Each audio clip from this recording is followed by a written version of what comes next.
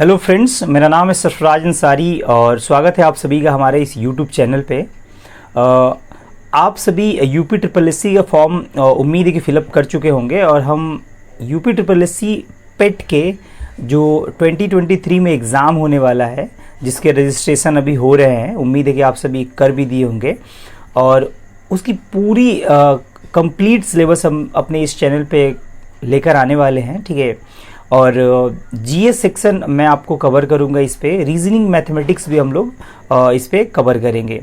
सो आपको करना क्या है कि एक वीक में, एक सप्ताह में हम लोग 3 वीडियो लेकर आएंगे जो जीएस सेक्शन के होंगे और संडे स्पेशल में मैथमेटिक्स और रीजनिंग का लेक्चर मिलेगा आपको देखने को।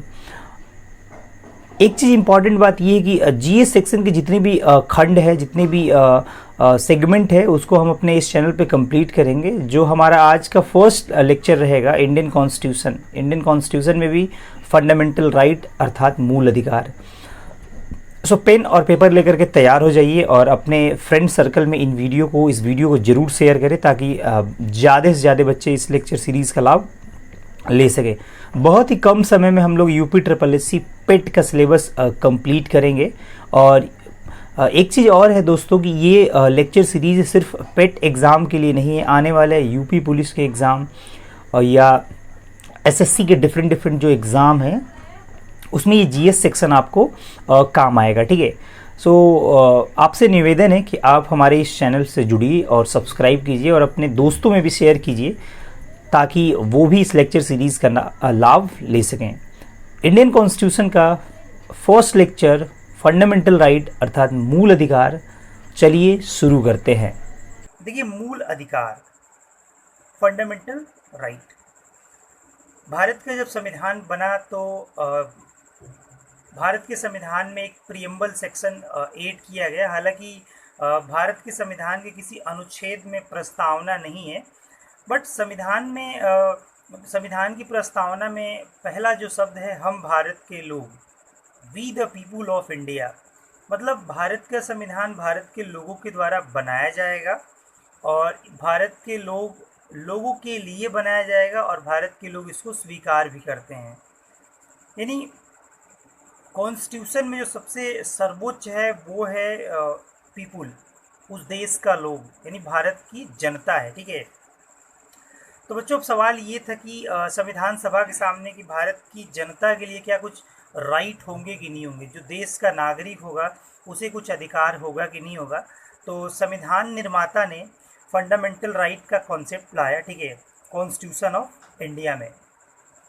सो आइए समझने का प्रयास करते हैं कि ये मूल अधिकार का संवैधानिक उपबंध क्या है। बेसिकली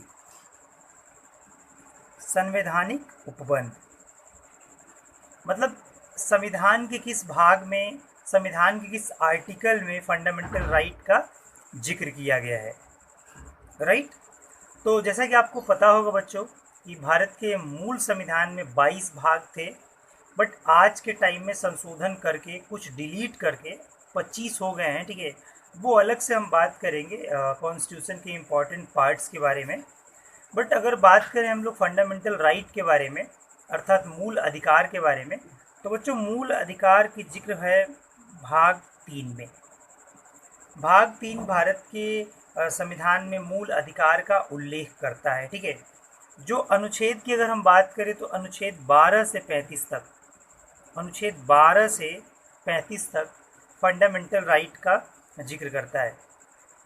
बच्चों ये समझने वाली बात यहाँ पे ये है कि जो आप देख रहे हैं मूल अधिकार जो भाग 3 में जिक्र किया गया है, आर्टिकल 12 से 35 में जिक्र किया गया है, तो सीधे ये एग्ज़ाम में पूछ लिया जाता है कि भारतीय संविधान के किस भाग में मूल अधिकार का जिक्र किया गया है। तो आप ध्यान रखेंगे मूल अधिकार का जिक्र भाग 3 में किया गया है। ठीक है, और जनरली भाग को हम लोग रोमन अंक में लिखते हैं।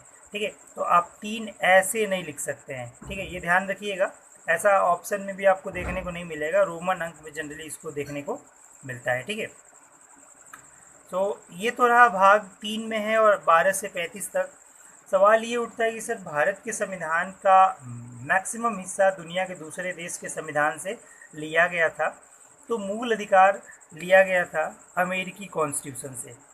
अमेरिकी कॉन्स्टिट्यूशन से मूल अधिकार को भारत के संविधान में ऐड किया गया था। ठीक है, सो आप ध्यान रखेंगे सवाल ये भी आता है कि मूल अधिकार किस देश के संविधान से लिया गया है, तो अमेरिकी कॉन्स्टिट्यूशन से। मूल अधिकार को भारत का मैग्ना कार्टा कहा जाता है।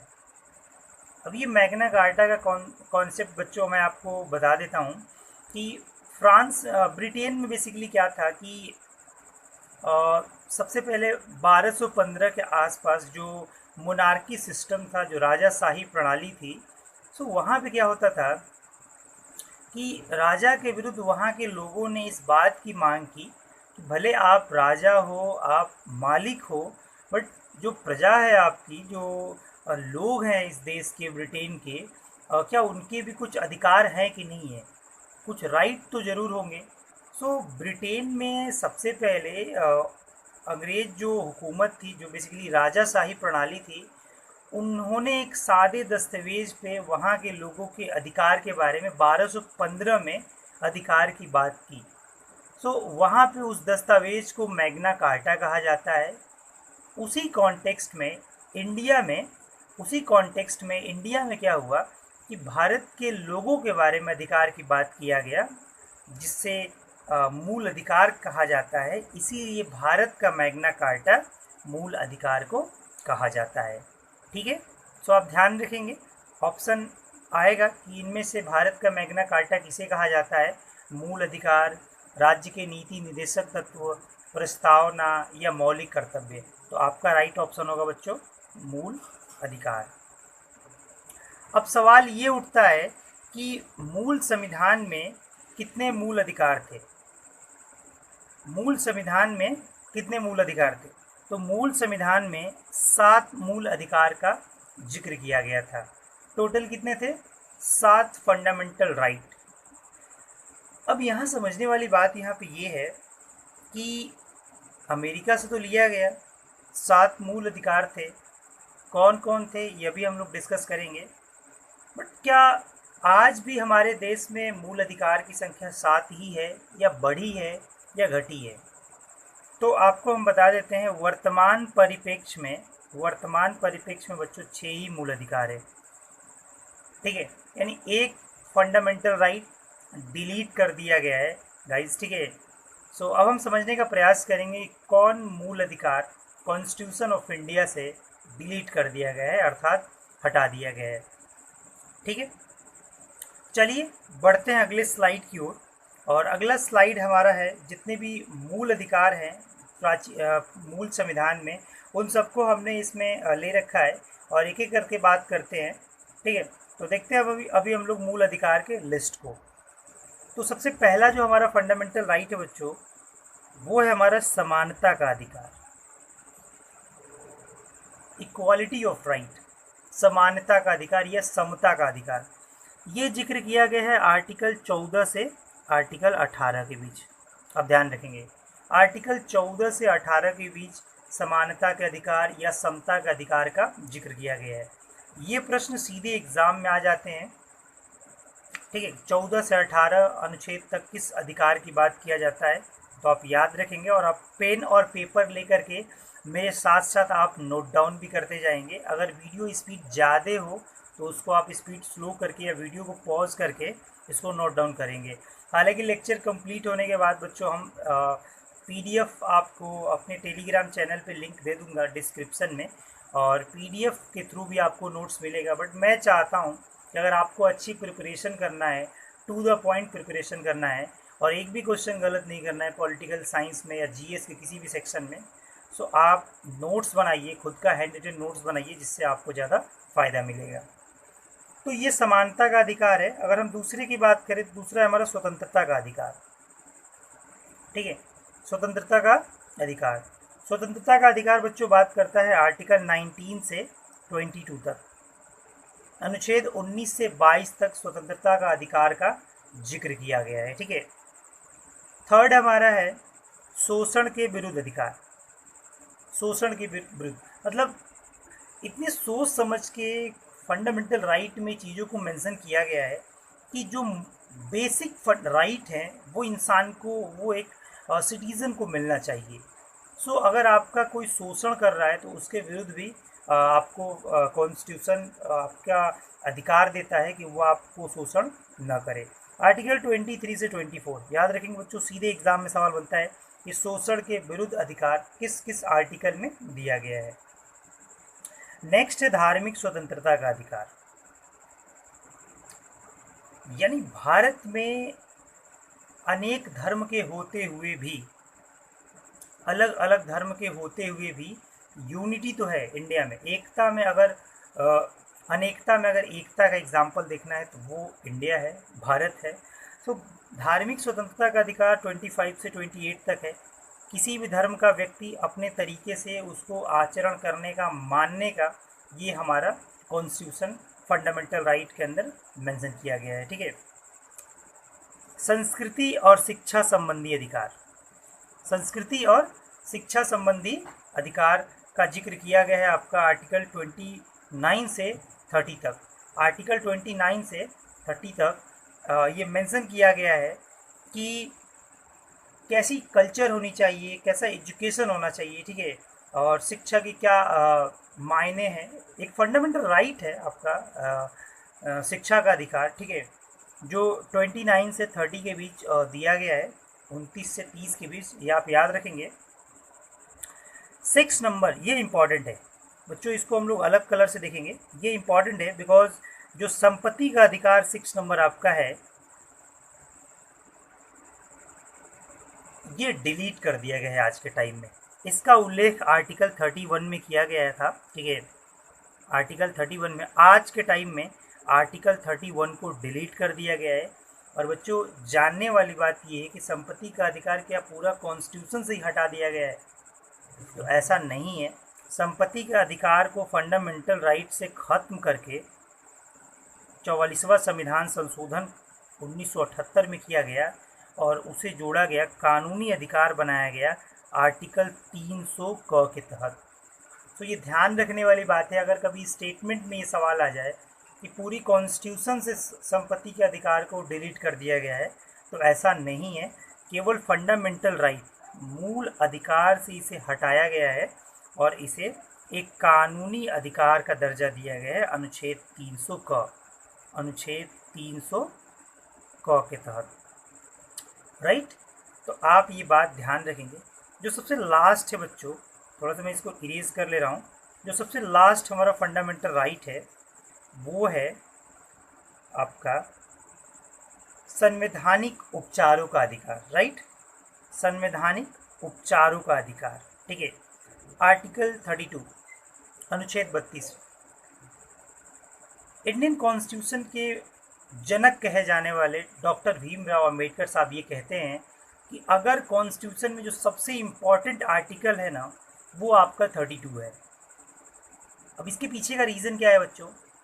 आर्टिकल 32 को सबसे इम्पॉर्टेंट आर्टिकल कहने का जो पीछे का रीज़न है वो ये है कि अगर आपको ऊपर के 5 फंडामेंटल राइट, शुरू के अब एक तो डिलीट हो गया, ये तो हटा दिया गया है, ये तो डिलीट है, तो शुरू के 5 फंडामेंटल राइट अगर आपको नहीं मिल रहा है तो ये आर्टिकल जो 32 है वो आपके फंडामेंटल राइट के संरक्षण का कार्य करता है। अर्थात अगर आपको मूल अधिकार नहीं मिल रहा है तो आपका यह भी मूल अधिकार है कि आप उसके खिलाफ, उसके लिए, अपने अधिकारों के लिए आप सुप्रीम कोर्ट में भी जा सकते हैं।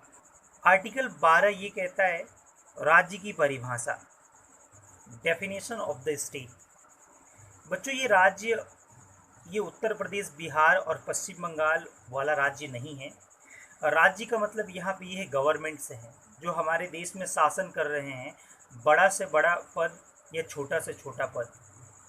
तो राज्य जो शब्द है वो आप यूटी और राज्य से डिनोट मत कीजिएगा। ये राज्य अलग है और ये राज्य अलग है।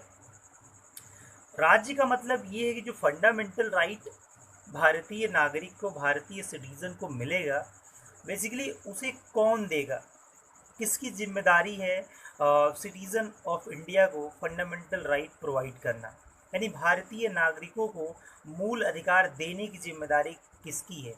जैसे एक हर माँ बाप का फर्ज होता है, कर्तव्य होता है कि वह अपने बच्चों को अच्छी शिक्षा दे, बच्चों को शिक्षित करे, अच्छे संस्कार दे, समाज का भी एक फर्ज होता है।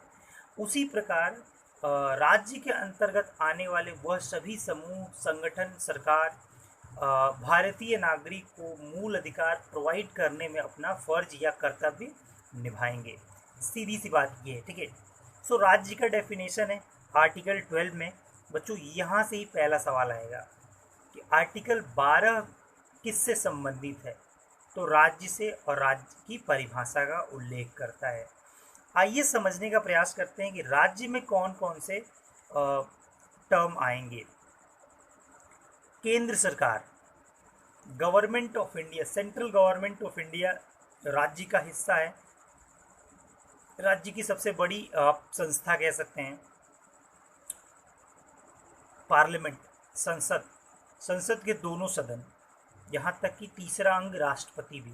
ये राष्ट्रपति भवन का आप साइन देख सकते हैं।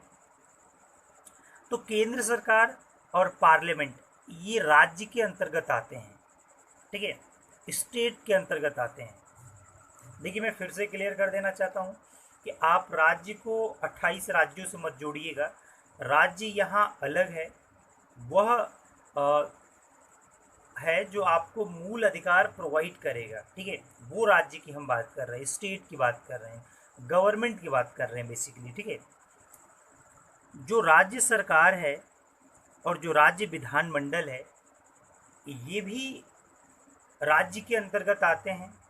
राज्य के स्तर पर अब ये राज्य स्टेट के स्तर पर उत्तर प्रदेश, बिहार, महाराष्ट्र, इनके स्तर पर राज्यों की जिम्मेदारी होती है उस राज्य के जनता को ये राइट देना, अधिकार देना, ठीक है। तो ये भी जो आपका है केंद्र सरकार तो राज्य के अंतर्गत आ ही रहा है, जो आपका राज्य सरकार है ये भी स्टेट के अंतर्गत आएगा, ठीक। पंचायत है बच्चों, गांव के स्तर पे जो पंचायत समूह हैं यह भी राज्य की ही हिस्सा है। यह भी नागरिकों को फंडामेंटल राइट प्रोवाइड करने की जिम्मेदारी रखते हैं, इनका कर्तव्य होता है, फर्ज होता है।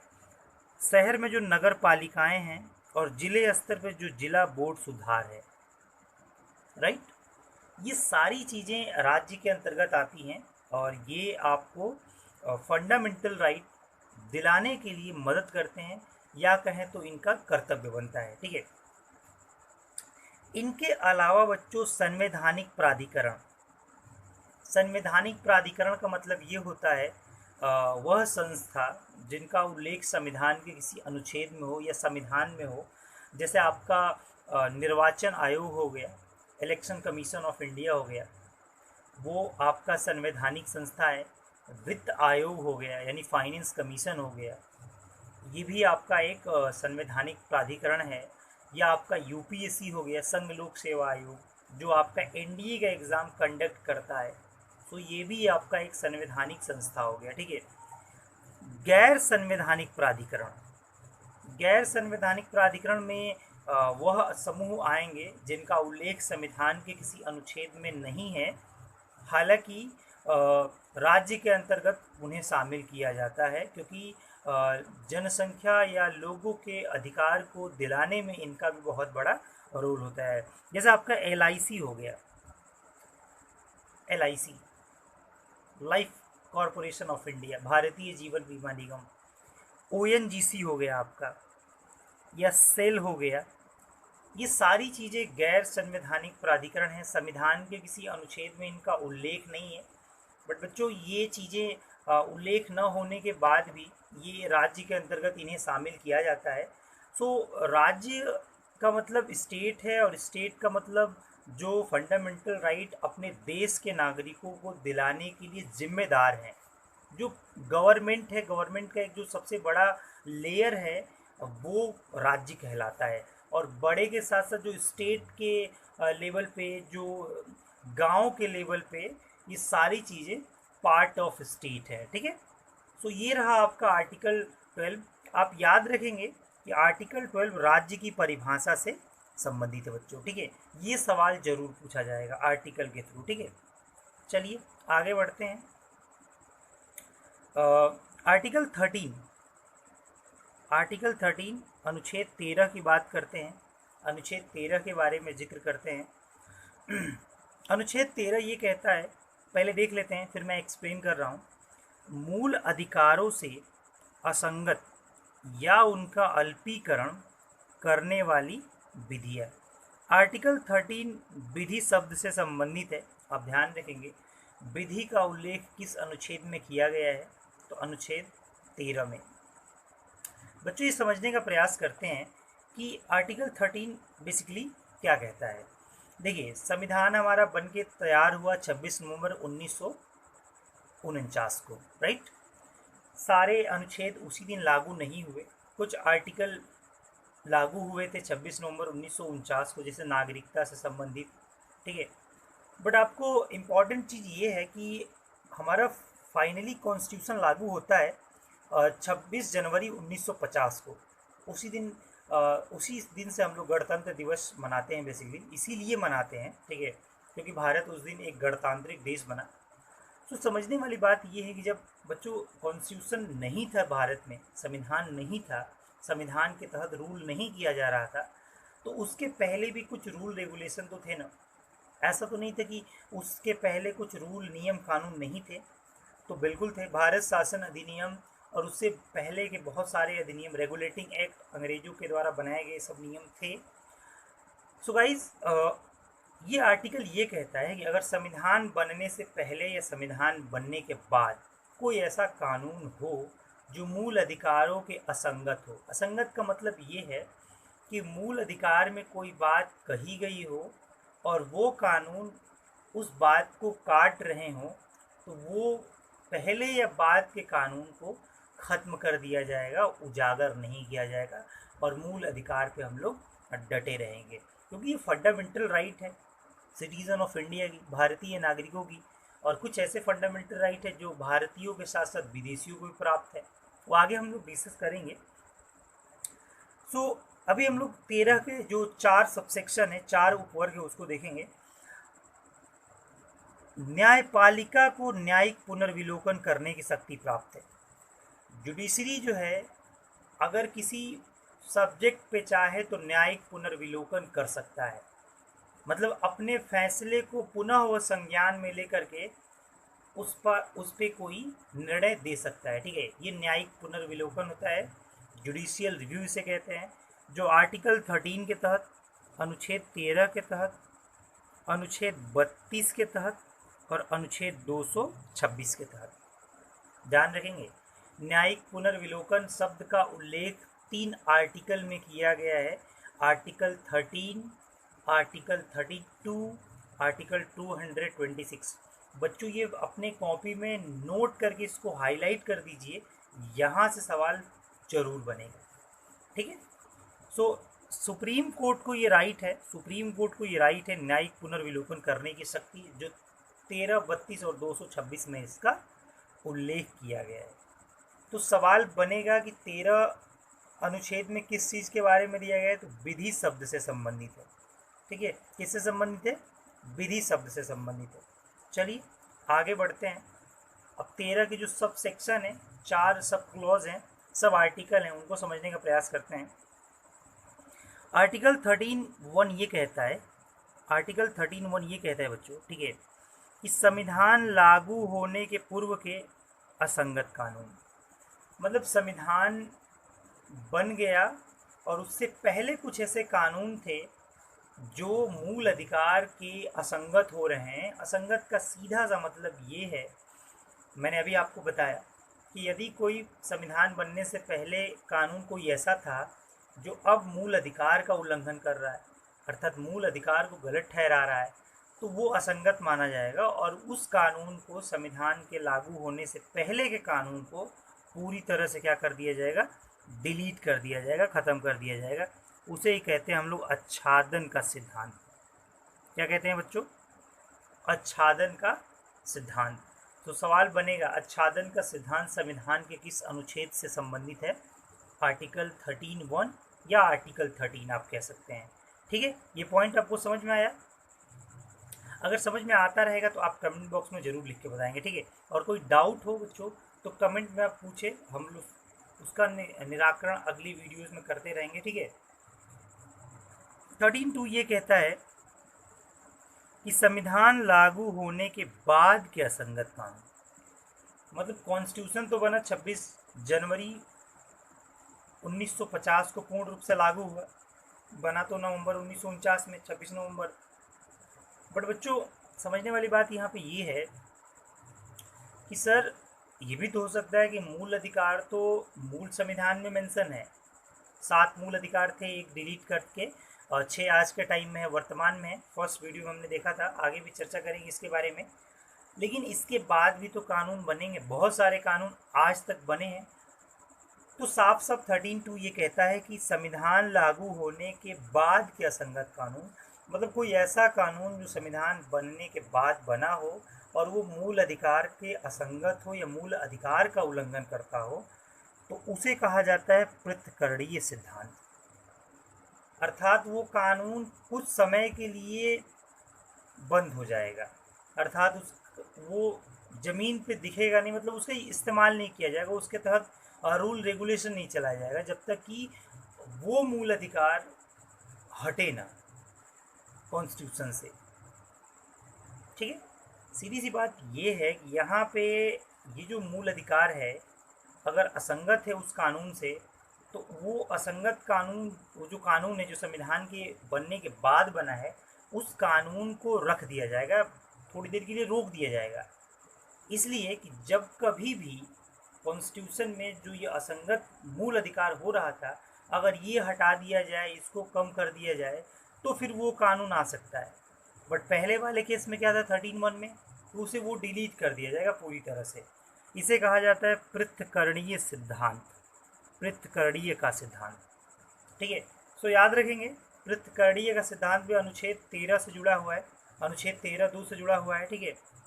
अनुच्छेद 13(3) ये कहता है बच्चों, विधि का अर्थ। अब इसमें ये बताया जा रहा है कि अब कैसा कानून, किस कानून को हम असंगत कर सकते हैं या नहीं कर सकते हैं, वही जानने का प्रयास करेंगे।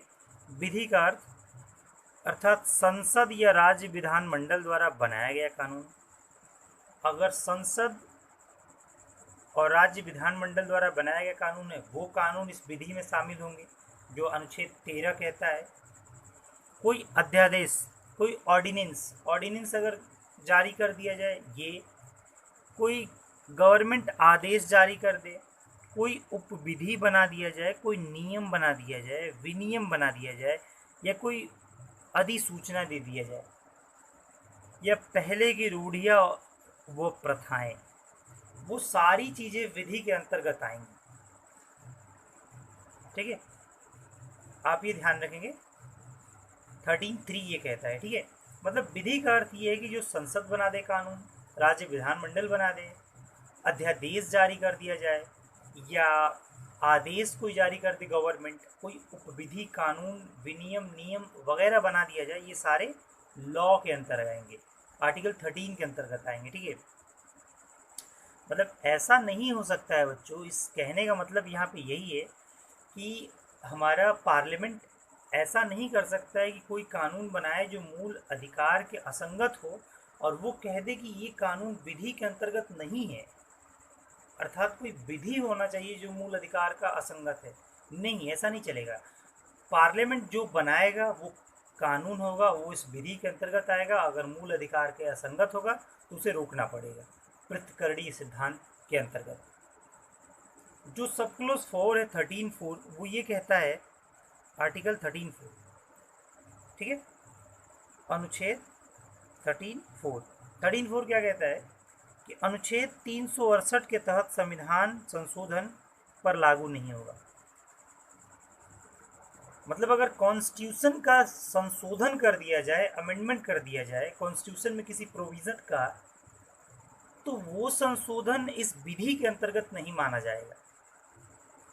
ये बात समझ रहे हैं आप? मतलब कोई प्रावधान संविधान के किसी हिस्से में है और उसका हमने क्या करा, संशोधन कर दिया, उसका अमेंडमेंट कर दिया, तो ये जो अमेंडमेंट होकर के जो कानून बनेगा, जो लॉ बनेगा, वो इस विधि के अंतर्गत क्या आएगा, नहीं आएगा। हालांकि 1971 से पहले ये था, बट संविधान 24वां संविधान संशोधन करके आर्टिकल 13 में बदलाव किया गया। 24वां संविधान संशोधन 1971 में किया गया और ये कहा गया कि अनुच्छेद 368 के तहत संशोधन संविधान का अगर किया जाएगा, संविधान के किसी हिस्से का किया जाएगा, तो वो विधि के अंतर्गत नहीं आएगा, अर्थात वो मूल अधिकार के असंगत नहीं माना जाएगा। ठीक है बच्चों, तो ये जो आप जो चारों सब क्लॉज देख रहे हैं, ये वेरी वेरी इंपॉर्टेंट है। इसका आप नोट्स उम्मीद है आप बना रहे होंगे। सबसे पहला चीज़ कि मूल अधिकार की विशेषता 5-6 हैं और ये बड़े इंपॉर्टेंट है, इनसे रिलेटेड एग्ज़ाम में सवाल पूछे जाते हैं। ठीक है, सो इस चीज़ का आप ध्यान रखेंगे। सबसे पहला अगर हम बात करें विशेषता की, तो असीमित नहीं है लेकिन वाद योग्य है। इसका मतलब क्या है कि जो फंडामेंटल राइट मिला है हम भारतीय नागरिकों को या कहें तो लोगों को, ये देखिए असीमित नहीं है, इस पे प्रतिबंध है। असीमित नहीं है इसका मतलब आपको अगर कोई अधिकार मिल गया है तो आप ऐसा नहीं कर सकते हैं कि अपने अधिकार के चक्कर में किसी दूसरे व्यक्ति के अधिकार का हनन कर सकते हैं। जैसे आर्टिकल 19 में अभिव्यक्ति की आज़ादी है, तो आप अभिव्यक्ति की आज़ादी के नाम पर कुछ ऐसी बातें या कुछ ऐसा कार्य नहीं कर सकते हैं जिससे कि दूसरे की आज़ादी को हनन पहुँचे या नुकसान पहुँचे। तो असीमित नहीं है लेकिन वाद योग्य है, अर्थात फंडामेंटल राइट मिला तो है बट उस पर प्रतिबंध भी है। ठीक है, कि आप मूल अधिकार के नाम पर ऐसा नहीं है कि आप कुछ भी कर सकते हैं। ठीक है, ये ध्यान रखेंगे, असीमित नहीं है लेकिन वाद योग्य है। ठीक है, अगला है यह अस्थाई नहीं है। अस्थाई नहीं, इसका मतलब ये हुआ कि आपको पता होगा कि मूल संविधान में 7 मूल अधिकार थे, जिसमें से संपत्ति का अधिकार जो आर्टिकल 31 में था उसे डिलीट कर दिया गया, हटा करके कानूनी अधिकार बनाया गया। तो ये अस्थाई नहीं है, इनकी संख्या अधिक और कम हो सकती है, जो आपका संसद को ये घटाने और बढ़ाने का अधिकार है। लेकिन एक बात और है कि फंडामेंटल राइट का जो बेसिक स्ट्रक्चर है वो संसद को हटाने का या डिलीट करने का अधिकार नहीं है। ठीक है, अब ये बेसिक स्ट्रक्चर कौन तय करेगा कि मूल अधिकार के किस हिस्से को हम लोग कॉन्स्टिट्यूशन का बेसिक स्ट्रक्चर मानेंगे, तो ये तय करेंगी अदालतें, सुप्रीम कोर्ट तय करेंगी। ठीक है, अलग अलग निर्णयों में ये तय किया जाता है। ठीक है, यह न्यायोचित है। न्यायोचित का मतलब ये है कि अगर आप सभी को या किसी एक भी व्यक्ति को अगर उसके मूल अधिकार न मिले तो वो सुप्रीम कोर्ट जा सकता है, अर्थात वो न्यायालय का दरवाज़ा खटखटा सकता है। तो आप ये कह सकते हैं कि फंडामेंटल राइट क्या है, न्यायोचित है, अर्थात आपको अधिकार नहीं मिले तो आप कोर्ट जा सकते हैं, आप कोर्ट का दरवाज़ा खटखटा सकते हैं कि सरकार या महाराज हमारा मूल अधिकार हमें नहीं दिया जा रहा है, तो प्लीज़ आप इसके लिए कुछ करें जज साहब, महाराज तो नहीं बट जज साहब। ठीक है, तो ये न्यायोचित है, आप इस बात को ध्यान रखेंगे। अगले अगर हम बात करें विशेषता के बारे में, तो कुछ अधिकार विदेशियों के लिए भी, कुछ फंडामेंटल राइट ऐसे हैं जो विदेशियों के लिए भी हैं। जैसे समानता का अधिकार, आर्टिकल 14 जो समानता का अधिकार की बात करता है, वो सभी के लिए है, चाहे वो इंडियन हो चाहे वो विदेशी हो। ठीक है, बट जो आर्टिकल 15 आप देख रहे हैं, जाति, धर्म, वंश, मूल, जन्म स्थान के आधार पर भेदभाव नहीं, तो ये देखिए ये आपको अगर हम बता दें कि जो विदेशी हैं उनके साथ तो भेदभाव किया ही जाता है। बेसिकली जन्म कहीं दूसरे देश में हुआ है, वो यहाँ के नागरिक नहीं हो सकते हैं। आर्टिकल 16 है आपका लोक नियोजन, जो सरकारी सर्विसेज है उसमें ऐसा नहीं है कि हम किसी विदेशी व्यक्ति को भर्ती में ले लें। ठीक है, तो ये लोक नियोजन जो है वो भी आपका विदेशियों को अधिकार नहीं मिला है। ठीक है, आर्टिकल 19 है, 29 है और 30 है। 19 में है अभिव्यक्ति की आज़ादी, भारतीय व्यक्ति को अभिव्यक्ति की आज़ादी है, अर्थात भारतीय नागरिक को है। ऐसा नहीं है कि अभिव्यक्ति की आज़ादी के नाम पर कोई विदेशी व्यक्ति ये चीज़ कुछ भी आकर हमारे देश में हमारे देश के बारे में अभिव्यक्त कर सकता हो, उतनी आज़ादी नहीं है। सो आगे हम डिस्कस करेंगे जब ये आर्टिकल्स पढ़ाएंगे आपको, तो अगले लेक्चर में हम लोग बात करेंगे कि विदेशियों को कौन कौन अधिकार नहीं है। तो आप बस यहाँ ध्यान रखेंगे आर्टिकल 15, 16, 19, 29 और 30 ये नोट कर लेंगे, आप नोट डाउन करते जाइए। देखिए ये जब आप नोट डाउन करेंगे तो आपको ये फिर रिवीजन करने में बहुत इजी रहेगा, ठीक है। तो ये बेस्ट तरीका रहेगा कि आप वीडियो देखते जाइए और नोट डाउन भी करते जाइए। नेक्स्ट है आपका आपातकाल के दौरान निलंबन। कुछ फंडामेंटल राइट ऐसे हैं 20 और 21 जो आपातकाल के समय निलंबित हो जाते हैं। हालांकि हम लोग विशेष इसके बारे में बात करेंगे जब इमरजेंसी पढ़ाएंगे आपको, तो उसमें डिटेल में बात करेंगे कौन सा आर्टिकल स्वतः निलंबित हो जाता है, कौन से आर्टिकल इमरजेंसी में भी रहते हैं। तो आपातकाल के दौरान फंडामेंटल राइट निलंबित हो जाते हैं 20 और 21 को छोड़ करके, ठीक है, बाकी स्वतः निलंबित हो जाते हैं। सुप्रीम कोर्ट द्वारा सुरक्षा की गारंटी। फंडामेंटल राइट भारतीय नागरिकों के लिए है स्पेशली। अगर किसी भारतीय नागरिक को फंडामेंटल राइट अर्थात मूल अधिकार उसे उसका अधिकार नहीं मिल रहा है तो सुप्रीम कोर्ट सुरक्षा की गारंटी देता है कि हम आपको संविधान में दिए गए मूल अधिकारों को दिलाएंगे किसी न किसी तरह से। अगर ना मिले तो उस पे स्टैंड हम लेंगे, ठीक है। तो सुप्रीम कोर्ट द्वारा सुरक्षा की गारंटी भी है, ठीक है, ये आप ध्यान रखेंगे, सुप्रीम कोर्ट द्वारा सुरक्षा की गारंटी। देखिए सबसे पहले हम लोग बात करेंगे कि 7 मूल अधिकार मूल संविधान में थे। एक मूल अधिकार को डिलीट कर दिया गया, यानी संपत्ति के अधिकार को संविधान से हटा दिया गया। तो जो पहला फंडामेंटल राइट है ना, समानता का अधिकार, समानता का अधिकार। बच्चों पेन और पेपर लेकर के आप इसे नोट डाउन करते चले जाएंगे, क्योंकि नोट्स जब आप बनाएंगे तो बेहतर तरीके से आप अपनी प्रिपरेशन कर पाएंगे। सो मैं उम्मीद करता हूं कि आप इन चीज़ों को वीडियो के देखने के साथ साथ नोट डाउन भी कर रहे होंगे, ठीक है। सो चलिए बात करते हैं समानता के अधिकार के बारे में। समानता का अधिकार का जिक्र आर्टिकल 14 से लेकर आर्टिकल 18 के बीच में है, ठीक है, 14 से 18 के बीच में, जिसमें आज हम लोग 14 और 15 के बारे में बात करेंगे। सबसे पहले देखते हैं अनुच्छेद 14, अनुच्छेद 14, अनुच्छेद 14। अनुच्छेद 14 में क्या लिखा गया है आर्टिकल में?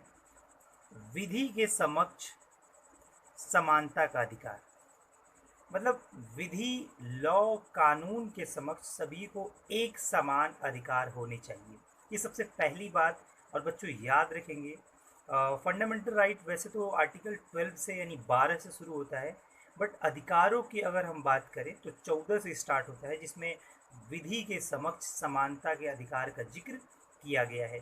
तो ये इम्पॉर्टेंट है, ये सीधे सवाल में आएगा कि अनुच्छेद 14 में इनमें से क्या दिया गया है, या विधि के समक्ष समानता का अधिकार किस आर्टिकल में दिया गया है, ठीक है। दो इम्पॉर्टेंट बातें हैं आर्टिकल 14 से संबंधित। विधि के समक्ष समानता ये लिया कहाँ से गया है? आपको पता है कि भारत के कॉन्स्टिट्यूशन में लगभग मैक्सिमम चीज़ें 40 to 45% या 50% आप कह सकते हैं दुनिया के दूसरे देश के कॉन्स्टिट्यूशन से लाया गया है। जो भी अच्छे अच्छे प्रोविज़न थे वहाँ पे उनको भारत के कॉन्स्टिट्यूशन में मेंशन किया गया है। तो विधि के समक्ष जो समानता है वो ब्रिटेन से लिया गया है, ब्रिटेन के कॉन्स्टिट्यूशन से। विधि के समक्ष समानता, ये बात आप याद रखेंगे, ये सीधे एग्जाम में पूछा जाएगा कि विधि के समक्ष समानता का अधिकार या विधि के समक्ष समानता का कॉन्सेप्ट कहाँ से लिया गया है, तो ब्रिटेन के कॉन्स्टिट्यूशन से। और दूसरी बात ये है कि विधियों का समान संरक्षण जो विधि का जो संरक्षण है वो किस देश से लिया गया है, तो वो है यूएस से। ये दोनों बात अलग अलग है। विधि के समक्ष समानता का अधिकार ब्रिटेन से, विधियों का समान संरक्षण अमेरिका से, यूएसए से, ठीक है। ये दोनों पॉइंट नोट डाउन कर लेंगे बिकॉज सीधे सवाल हिट करेगा आपके एग्जाम में, ठीक है। अच्छा, अब समझने का प्रयास करेंगे कि क्या भारत में सभी के साथ जो विधि का समान संरक्षण की हम बात कर रहे हैं, विधि के समक्ष समानता की बात कर रहे हैं, कि क्या भारत में XYZ सभी के साथ सभी पे ये लागू होता है, ये समझने का हम लोग प्रयास करते हैं। नोट में एक चीज़ देखेंगे नोट में एक चीज़ देखेंगे और ये अपने नोट्स में भी मेंशन करेंगे, ठीक है। राष्ट्रपति राज्यपाल के खिलाफ न्यायालय में कार्यवाही नहीं। अगर कोई आम व्यक्ति या कोई और भी सरकारी सर्विस करने वाला या कोई भी व्यक्ति राष्ट्रपति राज्यपाल को छोड़ करके या बड़े प्रधानमंत्री को भी छोड़ करके, बेसिकली अगर आपके खिलाफ कोई FIR करता है या आपके खिलाफ कोई केस करता है, तो आप अर्थात कोई भी व्यक्ति तुरंत जेल जा सकता है, पुलिस कार्रवाई हो सकती है, न्यायालय में उसके खिलाफ कार्रवाई चल सकती है, ठीक है। लेकिन अगर प्रेसिडेंट ऑफ इंडिया हो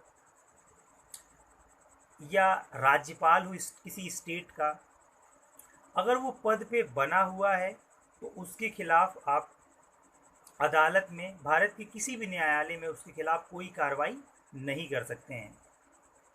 क्योंकि बच्चों आपको पता है कि जो राष्ट्रपति है वो भारत का सबसे बड़ा संवैधानिक प्रमुख पद है, और राष्ट्रपति के अगर खिलाफ ही अदालत में कार्रवाई चलने लगे तो ये ठीक नहीं है।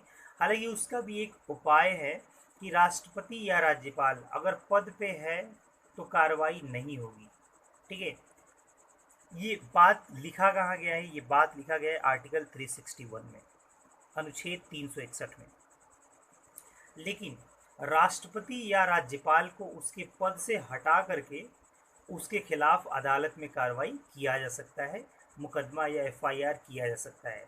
अब इम्पॉर्टेंट बात यहाँ पे ये है कि राष्ट्रपति को हटाने का जो अधिकार है वो पार्लियामेंट को है, वो संसद को है, और महाभियोग के द्वारा आर्टिकल 61 अनुच्छेद 61 के तहत राष्ट्रपति पे महाभियोग चलाकर उनको पद से हटाया जा सकता है, ठीक है। एक और चीज़ है इसमें नोट में इम्पॉर्टेंट बात, कि मीडिया को विशेषाधिकार प्राप्त है आर्टिकल 361 क के तहत। राष्ट्रपति और राज्यपाल को 361 के तहत, बट अनुच्छेद 361 क के तहत मीडिया को विशेषाधिकार प्राप्त है। बच्चों एक चीज़ मैं आपको यहाँ पे बताना चाहता हूँ कि जब भी किसी आर्टिकल के साथ A, B, क, ख अगर ये जुड़ा है तो आप एक ही चीज़ समझेंगे कि उसको संशोधन करके लाया गया है कॉन्स्टिट्यूशन में। वो मूल संविधान में नहीं था, बल्कि उसको अमेंडमेंट करके 368 के तहत, अनुच्छेद 368 के तहत उसको संशोधन करके लाया गया है, ठीक है। तो ये अब बात ध्यान रखेंगे, ठीक है। अच्छा, मीडिया की बारे में हम लोग बात कर रहे हैं, मीडिया को कैसे विशेषाधिकार प्राप्त है। आपको पता है कि देश के अंदर कभी भी कोई ऐसी घटनाएं हो जाती है या कोई ऐसा क्रिटिकल एरिया होता है जहाँ पे आम व्यक्तियों को जाने की इजाज़त नहीं दिया जाता है। हालांकि ये विधि के समक्ष समानता तो नहीं है, बट वहाँ पे मीडिया को जाने का अधिकार होता है। जैसे अगर कहीं बहुत बड़ा मर्डर हो जाए या बहुत बड़ी कोई क्राइम हो जाए तो वहाँ पे आम व्यक्ति को जाने का अधिकार नहीं दिया जाता है, ठीक है, बट मीडिया वहाँ पे पहुँच जाती है, ठीक है। सो ये है आपका मीडिया को विशेषाधिकार प्राप्त है। तो एक चीज़ ध्यान दीजिएगा, आर्टिकल 14 तो कहता है कि विधि के समक्ष समानता का अधिकार ये है, लेकिन इन दो स्तरों पे विधि के समक्ष समानता का अधिकार नहीं है, ठीक है। क्लियर है ना?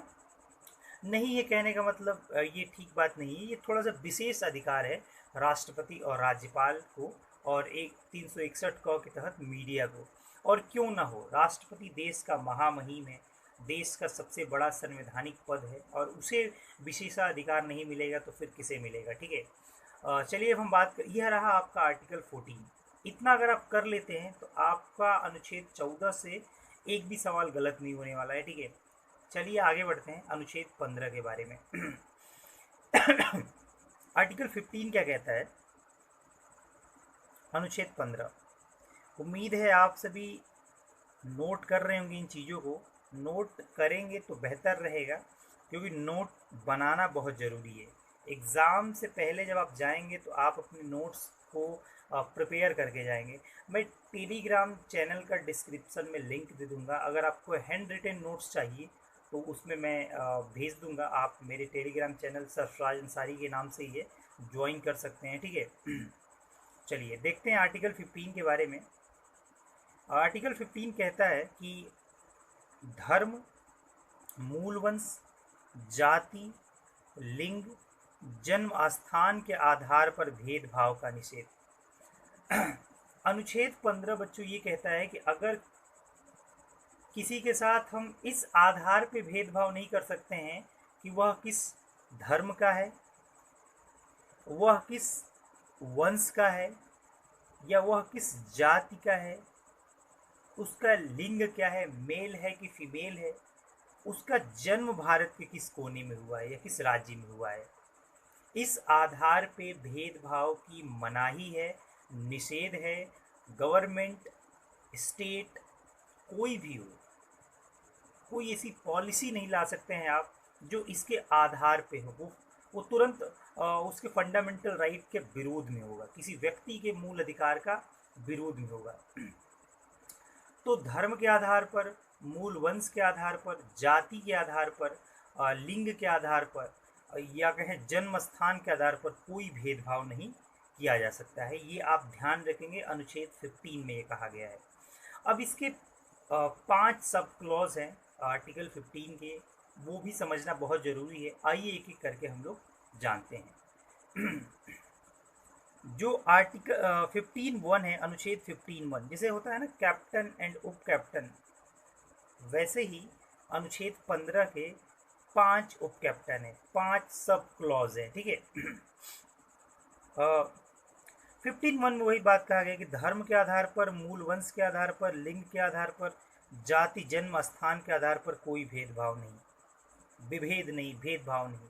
बट एक चीज़ ध्यान दीजिएगा, अगर कोई महिला सर्विस में है, कोई महिला सर्विस में है, तो वो मातृत्व अवकाश ले सकती है, ये भेदभाव नहीं माना जाएगा, ठीक है, लिंग के आधार पर। अब कोई पुरुष तो मातृत्व अवकाश नहीं ले सकता है, जाहिर सी बात है, स्वाभाविक सी बात है।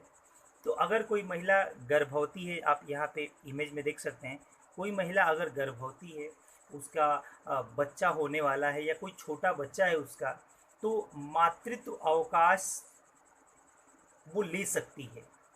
तो इसको छोड़ करके, मातृत्व अवकाश को छोड़ करके अगर कहीं भी किसी भी आधार पे भेदभाव किया जाता है, तो ये आर्टिकल 15 का क्या होगा, उल्लंघन होगा। तो बच्चों आप ध्यान रखेंगे, एग्ज़ाम में इससे भी क्वेश्चन ट्रैप बना करके आपको फंसाया जा सकता है। मातृत्व अवकाश आर्टिकल 15 का उल्लंघन नहीं है। कोई महिला गर्भवती है या उसके बच्चे होने वाले हैं या हो गया है कोई बच्चा, उसका छोटा बच्चा है, तो वो मातृत्व अवकाश ले सकती है अपने सर्विस से। तो ये आर्टिकल 15 का उल्लंघन नहीं है। 15(2) की बात करते हैं हम लोग।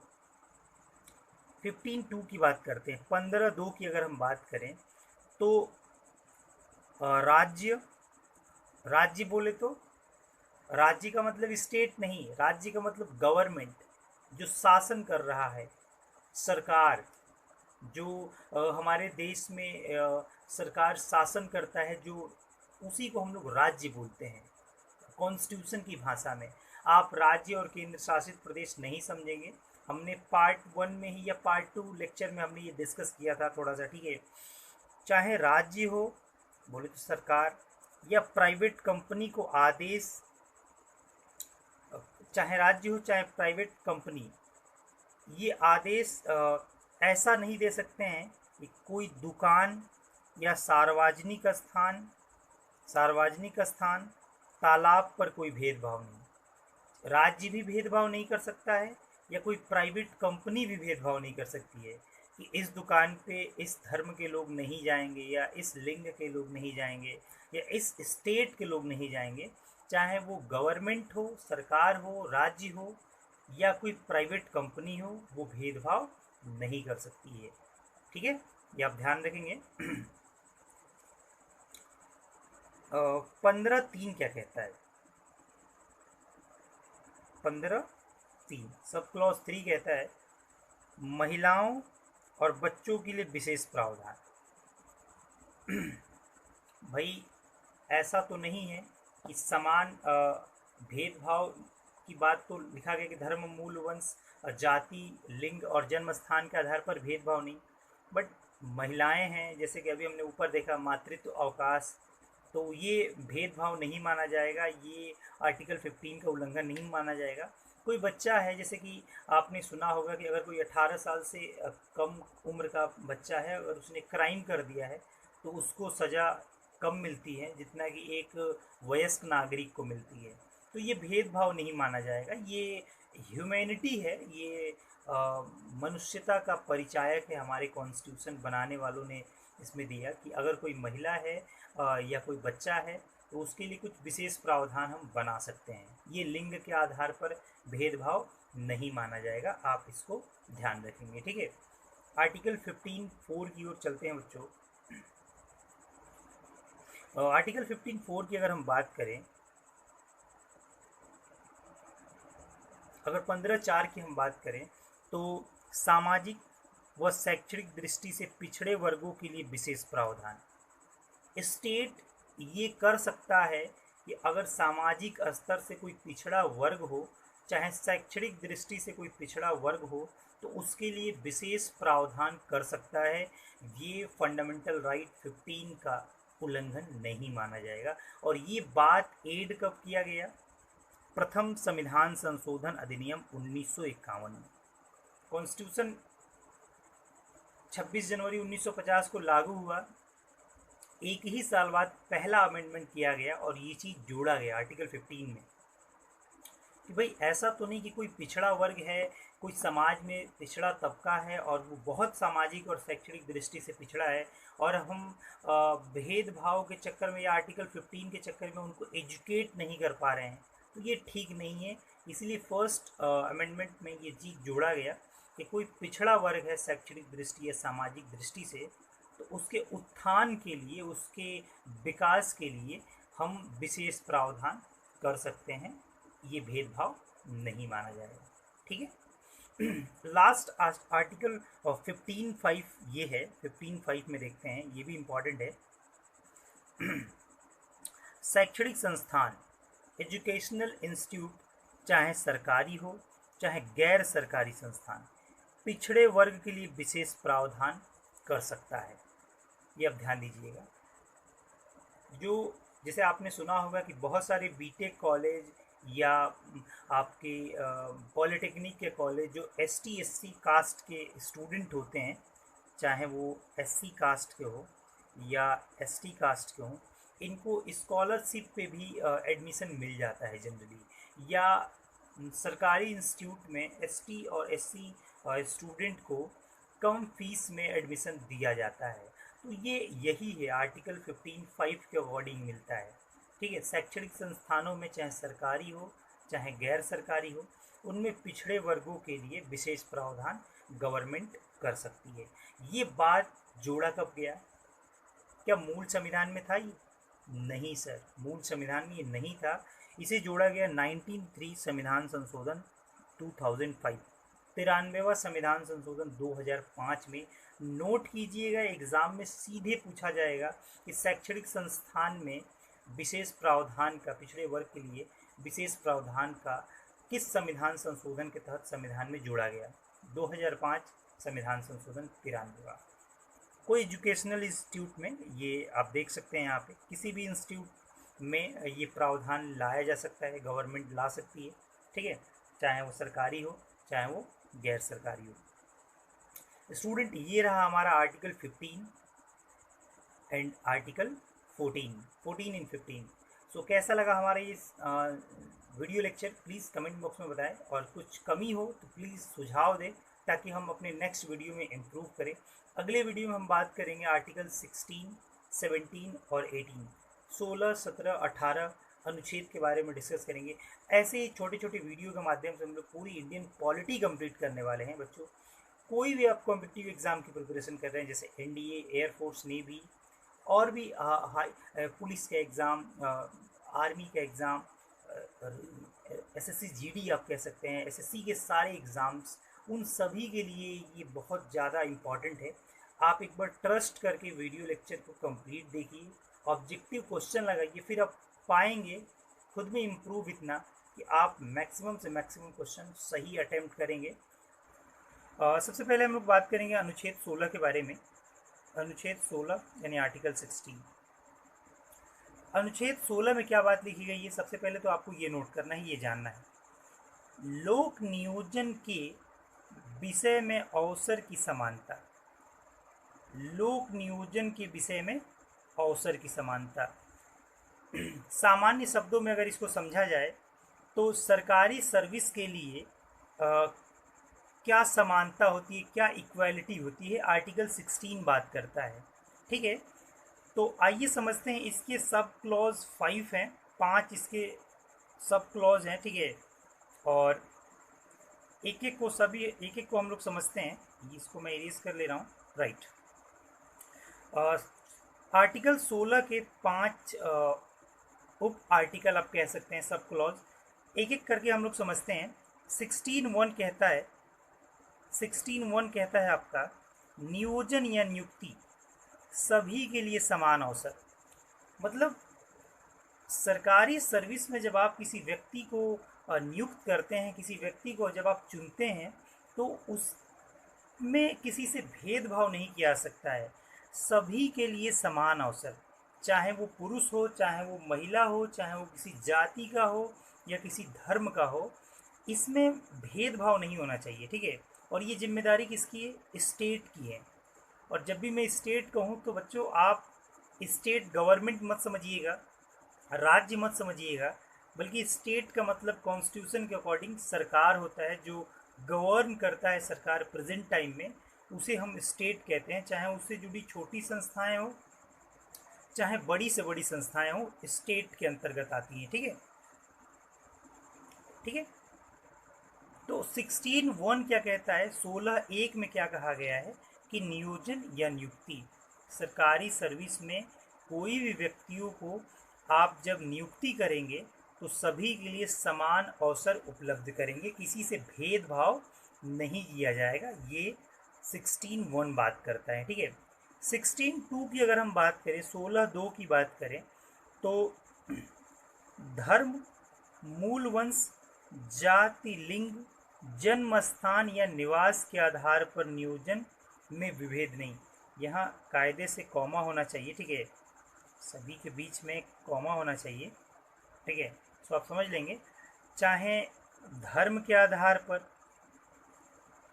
ठीक है, या कहें मूल वंश के आधार पर, जाति के आधार पर, लिंग के आधार पर, जन्म स्थान के आधार पर या निवास के आधार पर सरकारी सर्विस की नियुक्ति में विभेद नहीं, अर्थात ये बार बार स्लाइड इधर हो जा रहा है, अर्थात भेदभाव नहीं। ठीक है, विभेद नहीं, इसका मतलब क्या है, भेदभाव नहीं किया जा सकता है। ठीक है, गवर्नमेंट की तरफ से। ठीक है, 16(3) क्या बात करता है, 16(3) क्या प्रोविज़न कहता है कि संसद विधि बनाकर राज्य संघ क्षेत्र के लिए, मतलब संसद चाहे तो विधि बना करके कोई राज्य के लिए स्पेशल स्टेटस दे सकता है। निवास संबंधी शर्त, मतलब अगर कोई राज्य चाहे ना तो निवास के आधार पर भेदभाव कर सकता है। ये इलीगल नहीं है, ये कॉन्स्टिट्यूशन के आर्टिकल नंबर 16 के 16(3) में दिया गया है। ठीक है, कि अगर कोई राज्य चाहे तो संसद द्वारा विधि बना करके या संसद विधि बना करके वो निवास के आधार पर भेदभाव कर सकता है। अब आप सोच रहे होंगे कि सर ये कैसे हो सकता है, तो मैं आपको एग्जांपल दे रहा हूँ। अभी बिहार पुलिस का आप एग्ज़ाम देने जा रहे हैं और आप उत्तर प्रदेश के रहने वाले हैं, या मध्य प्रदेश पुलिस का एग्ज़ाम देने जा रहे हैं, या एसआई का एग्ज़ाम देने जा रहे हैं, तो जब आप वहाँ जाते हैं ना, तो आपकी जो कैटेगरी है, सपोज आपकी कैटेगरी ओबीसी है, तो आपको वहाँ की जो गवर्नमेंट है ना, स्टेट गवर्नमेंट, जैसे बिहार या मध्य प्रदेश का एग्जाम्पल मैंने दिया, वहाँ आपको आपके कैटेगरी का दर्जा नहीं मिलता है, वहाँ आप जनरल में काउंटिंग होते हैं, अर्थात वहाँ सामान्य श्रेणी में आपकी गिनती की जाती है। सो स्टूडेंट, मैं यही आपको समझाने का प्रयास कर रहा हूँ कि संसद विधि बना करके किसी राज्य को ये अधिकार दे सकता है कि वो निवास के आधार पर भेदभाव कर सकता है। इसको पॉजिटिव वे में लेंगे अगर आप, तो वो अपने राज्य के नागरिकों को, अपने राज्य के विद्यार्थियों को प्राथमिकता दे सकता है। ठीक है, ये आप महसूस किए होंगे या आपको पहले से पता होगा, बट ये नहीं पता होगा कि कॉन्स्टिट्यूशन के किस आर्टिकल में ये बात लिखी गई है। ठीक है, उम्मीद है आपको समझ में आया होगा। मैंने यहाँ पे पुलिस का चित्र दे रखा है, ठीक है ना। पुलिस ही नहीं, सारे टीचिंग एग्ज़ाम हो, आपका स्टेट गवर्नमेंट की एग्ज़ाम हो, यूपी जैसे एमपी पीसीएस हो सकता है, बिहार पीसीएस हो सकता है, ठीक है, राजस्थान एडमिनिस्ट्रेटिव सर्विस जो आरएएस का एग्ज़ाम होता है वो हो सकता है। ठीक है, एनडीए के लिए ऐसा नहीं है, सीडीएस के लिए ऐसा नहीं है, एसएससी के लिए ऐसा नहीं है, बिकॉज ये सेंट्रल गवर्नमेंट की नौकरी है। यूपीएससी जो भी एग्ज़ाम लेता है वो सब सेंट्रल गवर्नमेंट की नौकरी होती है, और उसमें कोई राज्य का वेटेज नहीं है। ठीक है, उसमें निवास के आधार पर भेदभाव नहीं होगा। ठीक है, क्लियर है ना। अच्छा, 16(4) क्या कहता है, 16(4) क्या कहता है, राज्य के पास शक्ति, जिसे राज्य के पास ये शक्ति होती है कि नागरिकों की नियुक्ति, पिछड़े नागरिकों के लिए नियुक्ति, पद के लिए आरक्षण। बेसिकली राज्य के पास ये अथॉरिटी होती है कि अब वो आरक्षण की जो प्रणाली है वो लागू करके जो पिछड़े वर्ग है, जो एसटी एससी समुदाय के लोग हैं, विद्यार्थी हैं, उनके लिए आरक्षण का वो प्रावधान कर सकती है, और रहता भी है, अलग अलग राज्य में अलग अलग परसेंटेज रहता है आरक्षण का। ठीक है, तो ये 16(4) में है। 16(5) क्या है, ध्यान दीजिएगा, ये सब मूल अधिकार 16 का उल्लंघन नहीं है। एक बात तो कह दिया गया है कि अवसर की समानता, तो ये उल्लंघन नहीं है, कॉन्स्टिट्यूशन में प्रोविजन दिया गया है, लीगल है। ठीक है, 16(5) क्या कहता है, सांप्रदायिक संस्था में विशिष्ट धर्म के नागरिकों को वरीयता। अगर कोई सांप्रदायिक संस्था है उसमें विशिष्ट धर्म के नागरिकों को वरीयता मिलता है। जी हाँ, ये बिल्कुल सही बात है। अगर आपने कभी सरकारी रिजल्ट पे अगर ध्यान से ऑब्ज़र्व किया हो तो कभी कभी आर्मी स्कूल में पंडित या मौलवी की भर्ती आती है, तो उसमें साफ साफ लिखा रहता है कि मौलवी के लिए मुस्लिम होना ज़रूरी है और पंडित के लिए हिंदू होना ज़रूरी है। ईसाई से संबंधित चर्च वर्च के लिए ईसाई, और सिख गुरु से संबंधित सिख। सो ये भेदभाव नहीं है। सांप्रदायिक अगर कोई संस्था है तो उसमें विशिष्ट धर्म के नागरिकों को वरीयता दिया जाता है, ये कोई भेदभाव नहीं है। 16(5) में दिया है, आप इसको ध्यान रखेंगे। सो उम्मीद है आपको ये आर्टिकल 16 बहुत अच्छे से समझ में आया होगा। चलिए आगे हम बढ़ते हैं आर्टिकल 17 की तरफ। एक और सुझाव है, अगर आपको वीडियो एक बार देखने में ना समझ में आए तो प्लीज़ आप देखने के बाद नोट्स बनाएं और पुनः इस वीडियो को देखें, थोड़ा स्पीड बढ़ा के देखें, बट देखें। एक दो बार आप देख लेंगे तो सारा कॉन्सेप्ट आपका क्लियर होगा। फिर भी उसके बाद भी अगर कोई डाउट रह जाता है तो प्लीज़ आप कमेंट बॉक्स में कमेंट करें, अपना डाउट पूछें, और उस डाउट को मैं अगले सेशन में लेकर आऊँगा और आपका डाउट भी क्लियर किया जाएगा। हर तरह से हम आपके सहयोग में खड़े रहेंगे। ठीक है, आप बस हमारे इस सेशन को लाइक करते रहें, शेयर करते रहें अपने दोस्तों में, और हमारे इस चैनल को सब्सक्राइब भी करें। ठीक है, ताकि आपको आने वाले वीडियोस का नोटिफिकेशन मिल जाए। ठीक है, बेल आइकन भी दबाएं। ठीक है ना। चलिए, 16 से संबंधित कुछ महत्वपूर्ण शब्द है, अनुच्छेद 16 से संबंधित कुछ महत्वपूर्ण शब्द। अब ये क्या है सर, आर्टिकल 16 से संबंधित 3 बातें हैं। परिणामी ज्येष्ठता का नियम।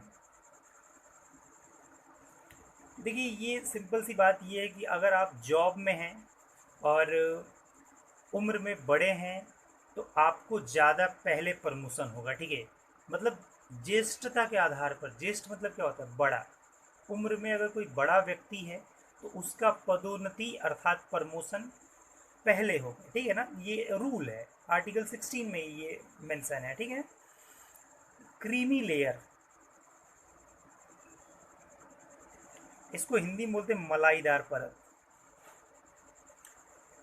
क्रीमी लेयर, मलाईदार परत, जिसकी आप कह सकते हैं इनकम 6 लाख से अधिक है, या आप कह सकते हैं जो नेता होते हैं, ऑफिसर्स होते हैं, देखिए, ये ओबीसी का आपने अगर फॉर्म भरा होगा किसी भी एग्ज़ाम का, तो उसमें आता है ओबीसी नॉन क्रीमी लेयर। आप नॉन क्रीमी लेयर में चूज़ करते हैं, क्योंकि ओबीसी का जो क्रीमी लेयर ऑप्शन आता है ना, उसमें जो ऑफिसर्स के लड़के होते हैं या जो ऑफिसर्स हो जाते हैं, उनके बच्चे या उनके घर के सदस्य या कोई नेता है या कोई बड़ा आदमी है, जो ओबीसी में तो आता है, पिछड़ा वर्ग में आता है जाति के आधार पर, बट उसको हम क्रीमी लेयर में माना जाता है कॉन्स्टिट्यूशनली, ठीक है। उसे हम लोग बोलते हैं मलाईदार परत, अर्थात वही पैसे रुपए से संपन्न हो। तो वो ओबीसी में तो है, अदर बैकवर्ड क्लास पिछड़ा वर्ग में है, बट उसे क्रीमी लेयर में माना जाएगा, क्योंकि वो आर्थिक रूप से क्या है, संपन्न है, ठीक है। बैकलॉग, बैकलॉग क्या होता है? जैसे मान लेते हैं कि आपने कोई जैसे ये देख लीजिएगा, ये हमने एग्जांपल ले रखा है ये क्रीमी लेयर का, ठीक है। कोई ऑफिसर्स का बच्चा है और उसने एग्ज़ाम दिया एनडीए का, सपोज कर लेते हैं एनडीए का एग्ज़ाम दिया, ठीक है। उसने सपोज करते हैं एनडीए का एग्ज़ाम दिया, और अब उसकी जो काउंटिंग होगी ना, वो ओबीसी के अकॉर्डिंग नहीं होगी, क्योंकि वो क्रीमी लेयर में है। तो वो अब जनरल में उसकी काउंटिंग होगी, ठीक है ना।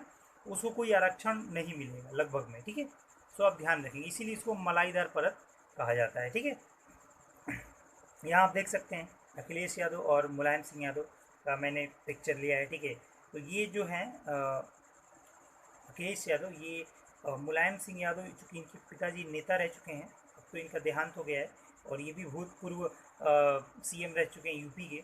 तो ये अब इनके संतान जो होंगे ना, वो नॉन क्रीमी लेयर नहीं होंगे, क्रीमी लेयर में आएंगे, बिकॉज ये जाति के आधार पर तो अदर बैकवर्ड में आएंगे, पिछड़ा वर्ग में आएंगे, बट ये क्रीमी लेयर में आएंगे, ठीक है ना। बैकलॉग का मतलब क्या है बच्चों, कि जैसे एग्ज़ाम हुआ, किसी भी चीज़ का एग्ज़ाम हुआ, और उसमें हुआ ये कि जो पिछड़ा वर्ग का सीट था ना, वो भर नहीं पाया, बच्चे उतने एग्ज़ाम क्वालिफाई नहीं कर पाए, ठीक है। वो सीट क्या होगा ना, अगले एग्ज़ाम के लिए इसी ग्रुप में, अर्थात ओबीसी वर्ग के लिए के पदों में ही ऐड करके आएगा, ठीक है। समझिए बात को, पहली बार एग्ज़ाम हुआ, उसमें हुआ ये कि जो ओबीसी वर्ग के बच्चे थे, वो जितनी सीट्स थी उतने क्वालिफाई नहीं कर पाए, तो सीट्स रह गया खाली। अब आपका सीट क्या होगा, सेफ रहेगा। अगली बार जब एग्ज़ाम होगा नेक्स्ट ईयर, तो उसमें ये सीट ऐड हो जाएगा, ठीक है। और ऐड हो जाएगा तो आप एग्ज़ाम देंगे, अगर पुनः खाली हो जाती है, पुनः खाली हो जाती है, तो अब उस सीट को सामान्य में जोड़ दिया जाएगा, जनरल कर दिया जाएगा। यही कंडीशन कहलाता है बैकलॉग, ठीक है। चलिए, ये आर्टिकल 16 रहा। आर्टिकल 17 की तरफ हम लोग बढ़ते हैं। अनुच्छेद 17 क्या कहता है? अनुच्छेद अगर 17 की बात करें तो ये सबसे इम्पॉर्टेंट आर्टिकल है। अस्पृश्यता का अंत, अस्पृश्यता का अंत अर्थात छुआछूत के अंत की बात करता है, ठीक है।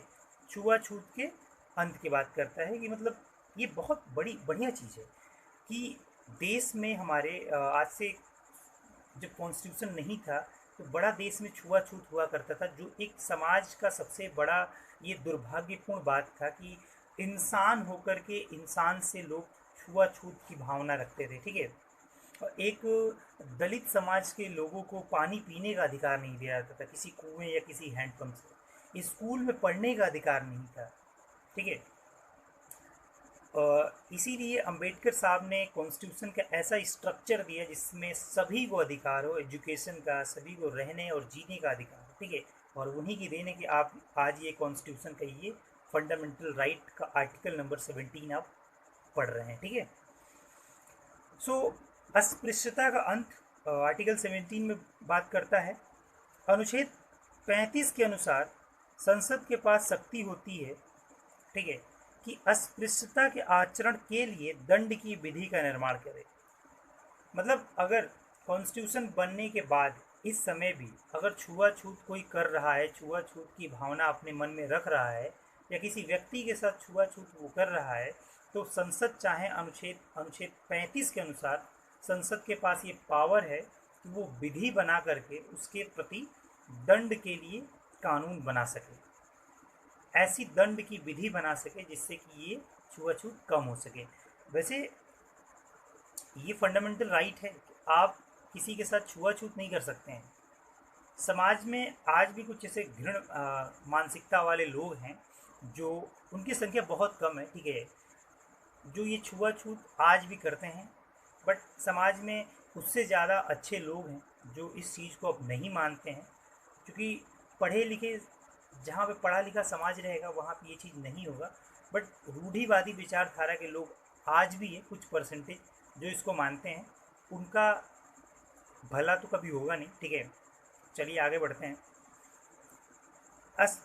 उसी के कॉन्टेक्स्ट में पार्लियामेंट ने 1955 में ही अस्पृश्यता निरोधक अधिनियम 1955 में ये कानून बना दिया था कि कोई भी छुआछूत करेगा और ये केस पाया जाएगा तो इस अस्पृश्यता निरोधक कानून के तहत उसे सज़ा दी जाएगी। आप देख सकते हैं यहाँ पे बच्चा बाल्टी का पानी लेकर जा रहा है और यहाँ पे जाहिर सी बात ये पंडित जी हैं, ठीक है, इमेज में ऐसा ही दर्शाया गया है, जो उसको पानी भरने से मना कर रहे हैं, भगा रहे हैं। तो ये अपने को उच्च जाति के लोग मानते थे और ये निम्न जाति के। बट आज के टाइम में ऐसा नहीं है, उच्च जाति और निम्न जाति का फ़र्क 9 के बराबर है, ठीक है। तो ये बच्चा पानी भरने जाना चाहता है, बट ये व्यक्ति जो है, टकला व्यक्ति, इसको मना कर रहे हैं, ठीक है। सो ये इमेज तो यही दर्शा रहा है, जो बहुत गलत है, समाज में एक गलत मैसेज जा रहा है। सो आर्टिकल 17 ये इस बीमारी को दूर करने का कार्य करता है। यहाँ पे आप देख सकते हैं एक महिला को, ये महिला शायद पानी पिला रही है, इमेज में उतना तो स्पष्ट नहीं आ रहा है, पानी पिला रही है, जो हाथ को दूर करके, या इसको उस ग्लास से या उस बर्तन से नहीं दे रही है, उसके हाथों में गिरा रही है और वो महिला इससे पानी पी रही है, ठीक है। ये कितनी घृण मानसिकता है, कितनी गलत मानसिकता है, आप अंदाज़ा लगा सकते हैं। और ये चीज़ किसी दूसरे देश में नहीं था, ये हमारे ही देश में था। ये दुर्भाग्य की बात है, ये शर्म की बात है हमारे देश के लिए कि हमारे देश में प्राचीन काल से ही छुआछूत की परंपरा जो चली आ रही थी, जो अब धीरे धीरे कम हो गई है, अब न के बराबर है। बट फिर भी आज भी कुछ ऐसे हैं लोग जो छुआछूत को आप बढ़ावा देते हैं, छुआछूत को सही मानते हैं, ठीक है। बट वो घृण मानसिकता वाले हैं, वो तुच्छ मानसिकता वाले हैं, उनका कभी भला नहीं होगा, ठीक है। ये हमारी बद्दुआ नहीं है, बस मैं ये कह रहा हूँ, ठीक है। अच्छा, एक चीज़ ध्यान दीजिएगा बच्चों, जो अस्पृश्यता निरोधक अधिनियम 1955 था, उसका संशोधन किया गया, ठीक है। उसका संशोधन करके सिविल अधिकार संरक्षण अधिनियम संशोधन करके ये दे दिया गया, सिविल अधिकार संरक्षण अधिनियम, ठीक है ना। ये आप ध्यान रखेंगे तो सीधे सवाल बनेगा कि आर्टिकल 17 में क्या है, या अस्पृश्यता का अंत संविधान के किस अनुच्छेद में उल्लेख है।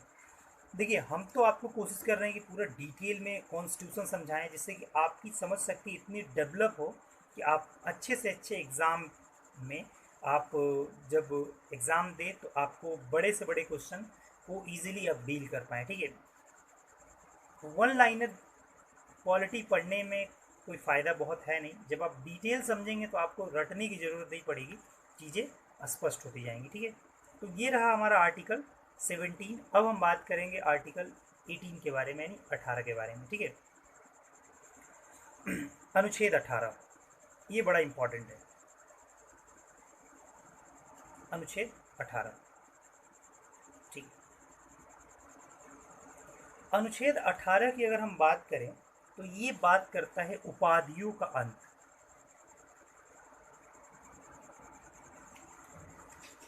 मतलब होता है ना, कोई उपाधि मिलती है किसी व्यक्ति को, उसकी अंत की बात करता है। अब जरा सोचिए, ये क्यों, ये क्या ज़रूरत थी कि भाई किसी को अच्छा भला उपाधि मिल रहा है, ये ख़त्म करने की क्या ज़रूरत है, वो भी कॉन्स्टिट्यूशन के द्वारा, फंडामेंटल राइट में इसको मेंशन कर दिया गया।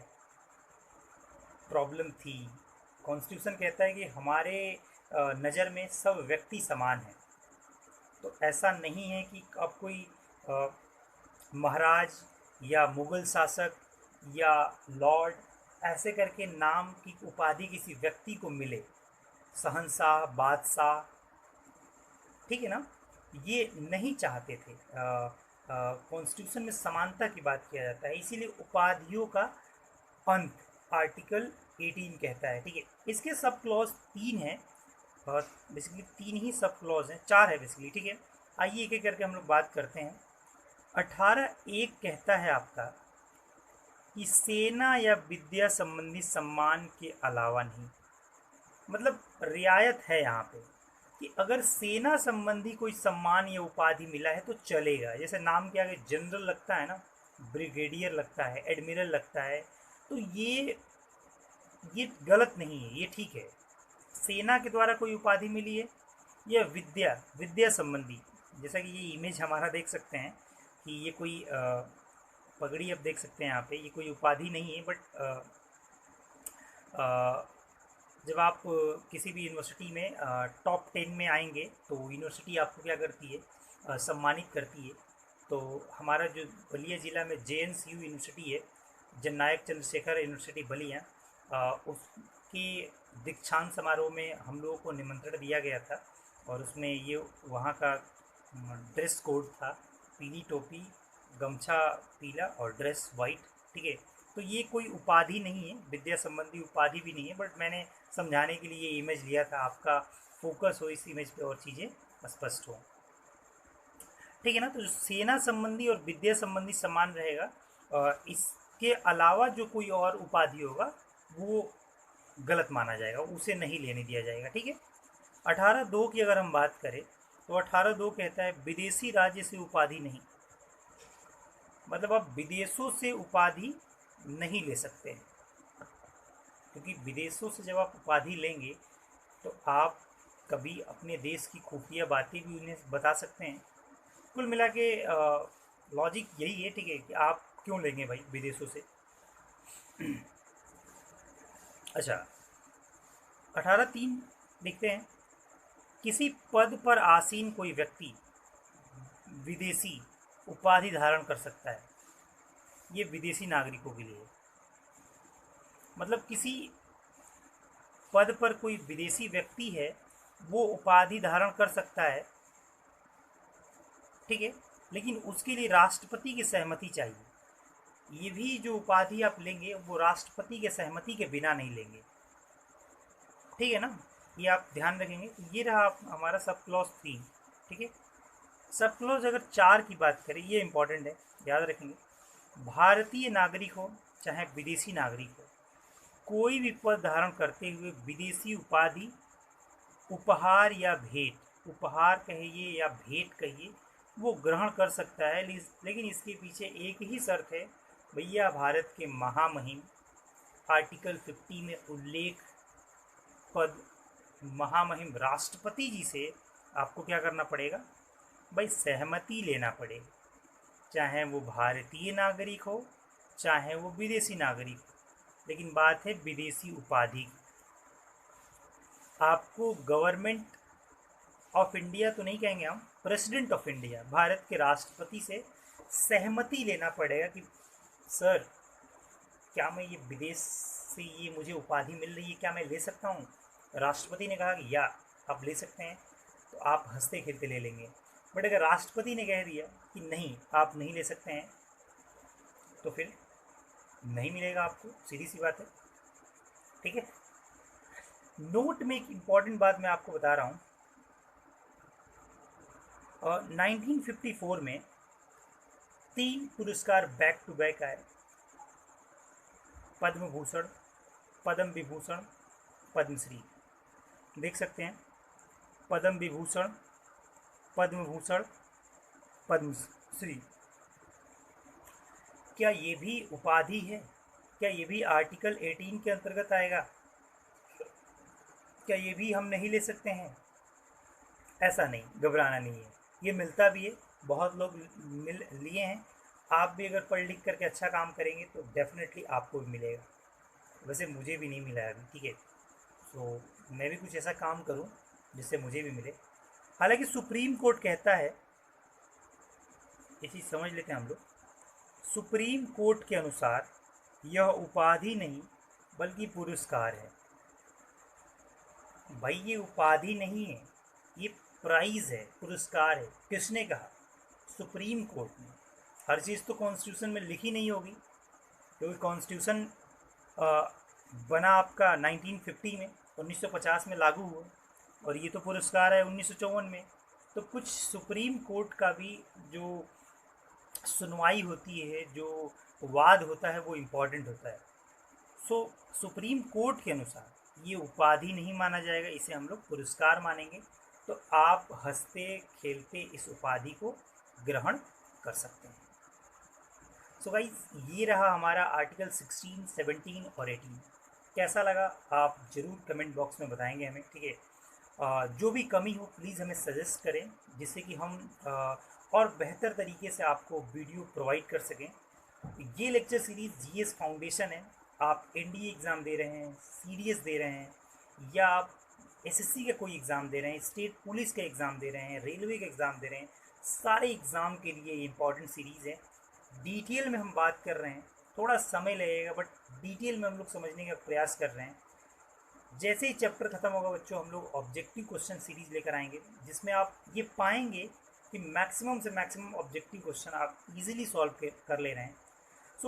तो सबसे पहले मैं आपको बता दूं, स्वतंत्रता का अधिकार, स्वतंत्रता का अधिकार जो दिया गया है अनुच्छेद 19 से 22 तक, याद रखेंगे आप। समानता का अधिकार आर्टिकल 14 से 18 तक, स्वतंत्रता का अधिकार अर्थात राइट टू फ्रीडम 19 से 22 तक। तो आज हम बात करेंगे आर्टिकल 19 के बारे में, ठीक है। तो चलिए पेन और पेपर लेकर के आप रेडी हो जाइए, बिकॉज़ हम लोग जो भी चीज़ अंडरस्टैंड करेंगे, समझेंगे, उसे अपने कॉपी में नोट डाउन भी करते चलिए, जिससे कि आपका कॉन्सेप्ट क्लियर हो और क्वेश्चन 100% सही होने की संभावना हो, ठीक है। तो अगर बात करें हम लोग अनुच्छेद 19 की, तो अनुच्छेद 19 कहता क्या है, ठीक है। वाक एवं अभिव्यक्ति की स्वतंत्रता, वाक एवं अभिव्यक्ति की स्वतंत्रता, मतलब अनुच्छेद 19 ना अभिव्यक्ति की स्वतंत्रता की आज़ादी के बारे में बात करता है कि आप अपने आप को किस प्रकार अभिव्यक्त कर सकते हैं, किस प्रकार आप बोल सकते हैं, ठीक है। जैसे कोई चीज़ कोई अभिव्यक्त करता है बोल करके, कोई कविता के माध्यम से करता है, कोई कहानी के माध्यम से, कोई नाटक, कला, डांस, सॉन्ग, ठीक है ना। तो यहाँ अभिव्यक्ति की आज़ादी है जो आर्टिकल 19 में दिया गया है। अब एक बड़ा इंटरेस्टिंग बात है कि यहाँ पे आप देख सकते हैं इसके सब क्लॉज 6 तक हैं, 19(1) से लेकर के 19(6) तक, 19(6) तक। तो 19(1) की बात करें ना, तो 19(1) में बेसिकली दिया है स्वतंत्रता का अधिकार दिया है, वाक एवं अभिव्यक्ति की स्वतंत्रता का अधिकार। ये ध्यान रखेंगे, स्वतंत्रता का जो अधिकार है वो आपका 19(1) में दिया है, ठीक है। लेकिन 19(2) से 19(6) तक स्वतंत्रता के अधिकार की सीमाएं दिया है। मतलब आपकी जो स्वतंत्रता का अधिकार है ना, उस पे कुछ प्रतिबंध है, अर्थात उसकी कुछ लिमिटेशन तय की गई है। ऐसा नहीं है कि आप स्वतंत्रता के नाम पर कुछ भी कर सकते हैं, ठीक है ना। तो लिमिटेशन क्या है, तय है। तो ध्यान रखेंगे 19(1) में तो स्वतंत्रता का अधिकार दिया है, लेकिन 19(2) से लेकर 6 तक उसके क्या दिए हैं, सीमाएं दिया हुआ है। क्लियर है ना।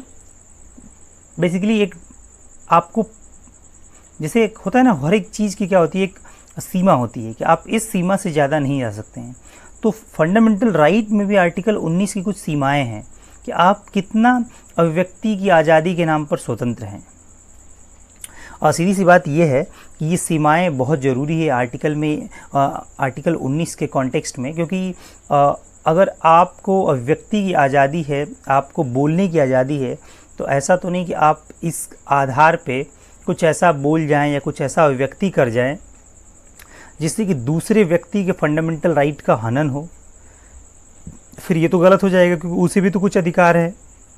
इसीलिए कॉन्स्टिट्यूशन बनाने वालों ने, अर्थात संविधान सभा के सदस्यों ने 2 साल 11 महीने 18 दिन ऐसे ही नहीं लगाए, बहुत ज़्यादा रिसर्च करके हर एक प्रोविज़न कॉन्स्टिट्यूशन में लाया गया, ठीक है ना। तो आइए हम बात करते हैं अब 19। एक चीज़ और ध्यान दीजिएगा, 19 जो सब क्लॉज 1 हैं उसके भी कई पार्ट्स है, क, ख, ठीक है, आपका 4 तक है, 7 हैं सब उसके भी पार्ट्स, बट एक डिलीट हो गया है और अभी 6 ही हैं। चलिए बात करते हैं 19(1) क क्या कहता है। 19(1) क कहता है भाषण एवं अभिव्यक्ति की स्वतंत्रता। मतलब आप क्या कर सकते हैं कि कुछ भी बोल सकते हैं, कुछ भी अभिव्यक्त कर सकते हैं, इस पे आपको कोई रोक टोक नहीं लगेगा।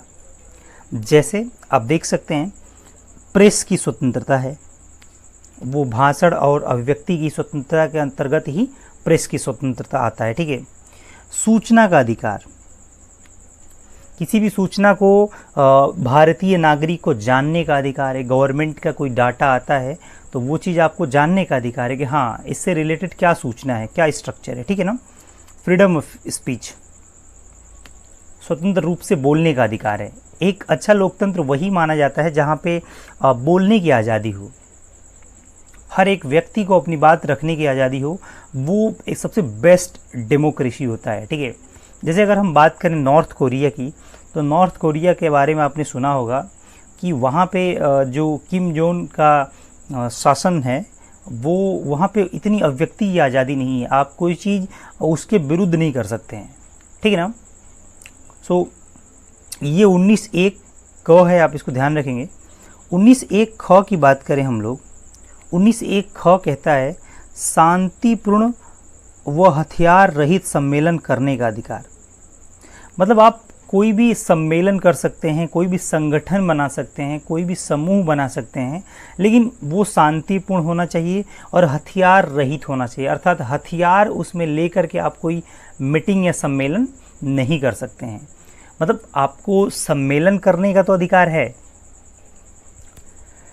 बट ऐसा नहीं है कि आप सम्मेलन के लिए कोई हथियार लेकर चलने लगे, कोई औजार लेकर चलने लगे, जिससे कि दूसरे के अधिकार को हनन पहुँचे, दूसरे के राइट को क्या पहुँचे, दूसरे की मतलब दूसरे की भावना को ठेस पहुँचे। ठीक है ना। सो सम्मेलन करने का तो अधिकार है, बट हथियार युक्त नहीं, हथियार रहित, यानी हथियार आपको न लेकर के सम्मेलन करने का अधिकार है। तो ये 19(1) आपका ख था। अगर हम ग की बात करें, 19(1) ग, तो संगठन या सहकारी समिति बनाने का अधिकार है।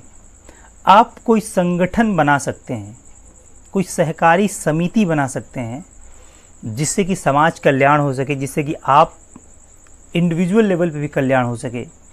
लेकिन हाँ, ये चीज़ ध्यान रखना है कि वो संगठन, वो सहकारी समिति भारत के संविधान के दायरे में काम करना चाहिए। जैसे आपने अभी न्यूज़ सुना होगा, हाल ही में PFI को बैन कर दिया गया। PFI न्यूज़ में अगर आप न्यूज़ देख रहे होंगे तो वो संगठन एक था, एक प्रकार का, ठीक है, बेसिकली मुस्लिम संगठन था, तो उसे बैन कर दिया गया। जब भी गवर्नमेंट को ऐसा लगेगा कोई संगठन फंडामेंटल राइट के नाम पर, अधिकार के नाम पर कुछ दूसरा काम कर रहा है या दूसरे के अधिकारों को हनन पहुंचा रहा है, तो उसे बैन किया जा सकता है। ठीक है। अच्छा, ये जो सहकारी समिति वर्ड देख रहे हैं आप, ये 97वां संविधान संशोधन 2011 में ऐड किया गया। ठीक है ना। सहकारी समिति बनाने का अधिकार 97वां संविधान संशोधन अधिनियम 2011 में संशोधन करके ये ऐड किया गया 19(1) ग में। ठीक है ना।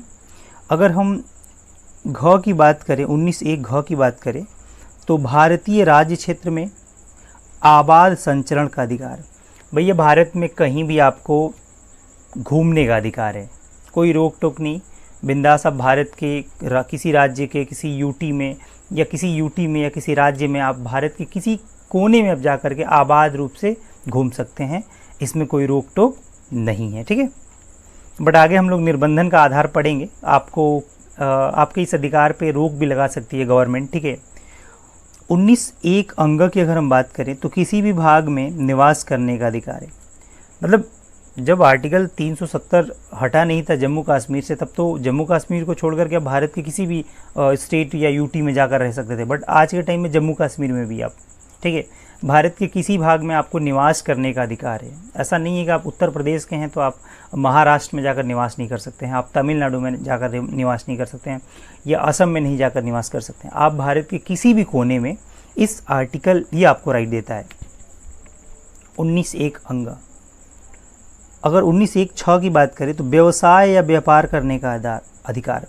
आप कोई भी काम कर सकते हैं, कोई भी व्यापार कर सकते हैं, आपको राइट है, आपको फ्रीडम है, ठीक है, इसके लिए कोई रोक टोक नहीं है, ठीक है ना। ये चीज़ देख सकते हैं आप, we want freedom to expression, अभिव्यक्ति करने की आज़ादी, ये डिमांड हो रहा है लोगों के द्वारा। सो ये एक लोकतांत्रिक देश में एक बड़ा सवाल हो जाता है कि जब उस देश के नागरिक फ्रीडम ऑफ स्पीच के लिए आंदोलन करने लगते हैं, ये एक अच्छे डेमोक्रेसी की निशानी नहीं है, ठीक है। जिस डेमोक्रेसी में फ्रीडम ऑफ स्पीच पे रोक या पाबंदी लगा दिया जाए तो एक अच्छे लोकतंत्र की निशानी नहीं है। जैसे आप उत्तरी कोरिया को आप एग्जाम्पल में ले सकते हैं, ठीक है।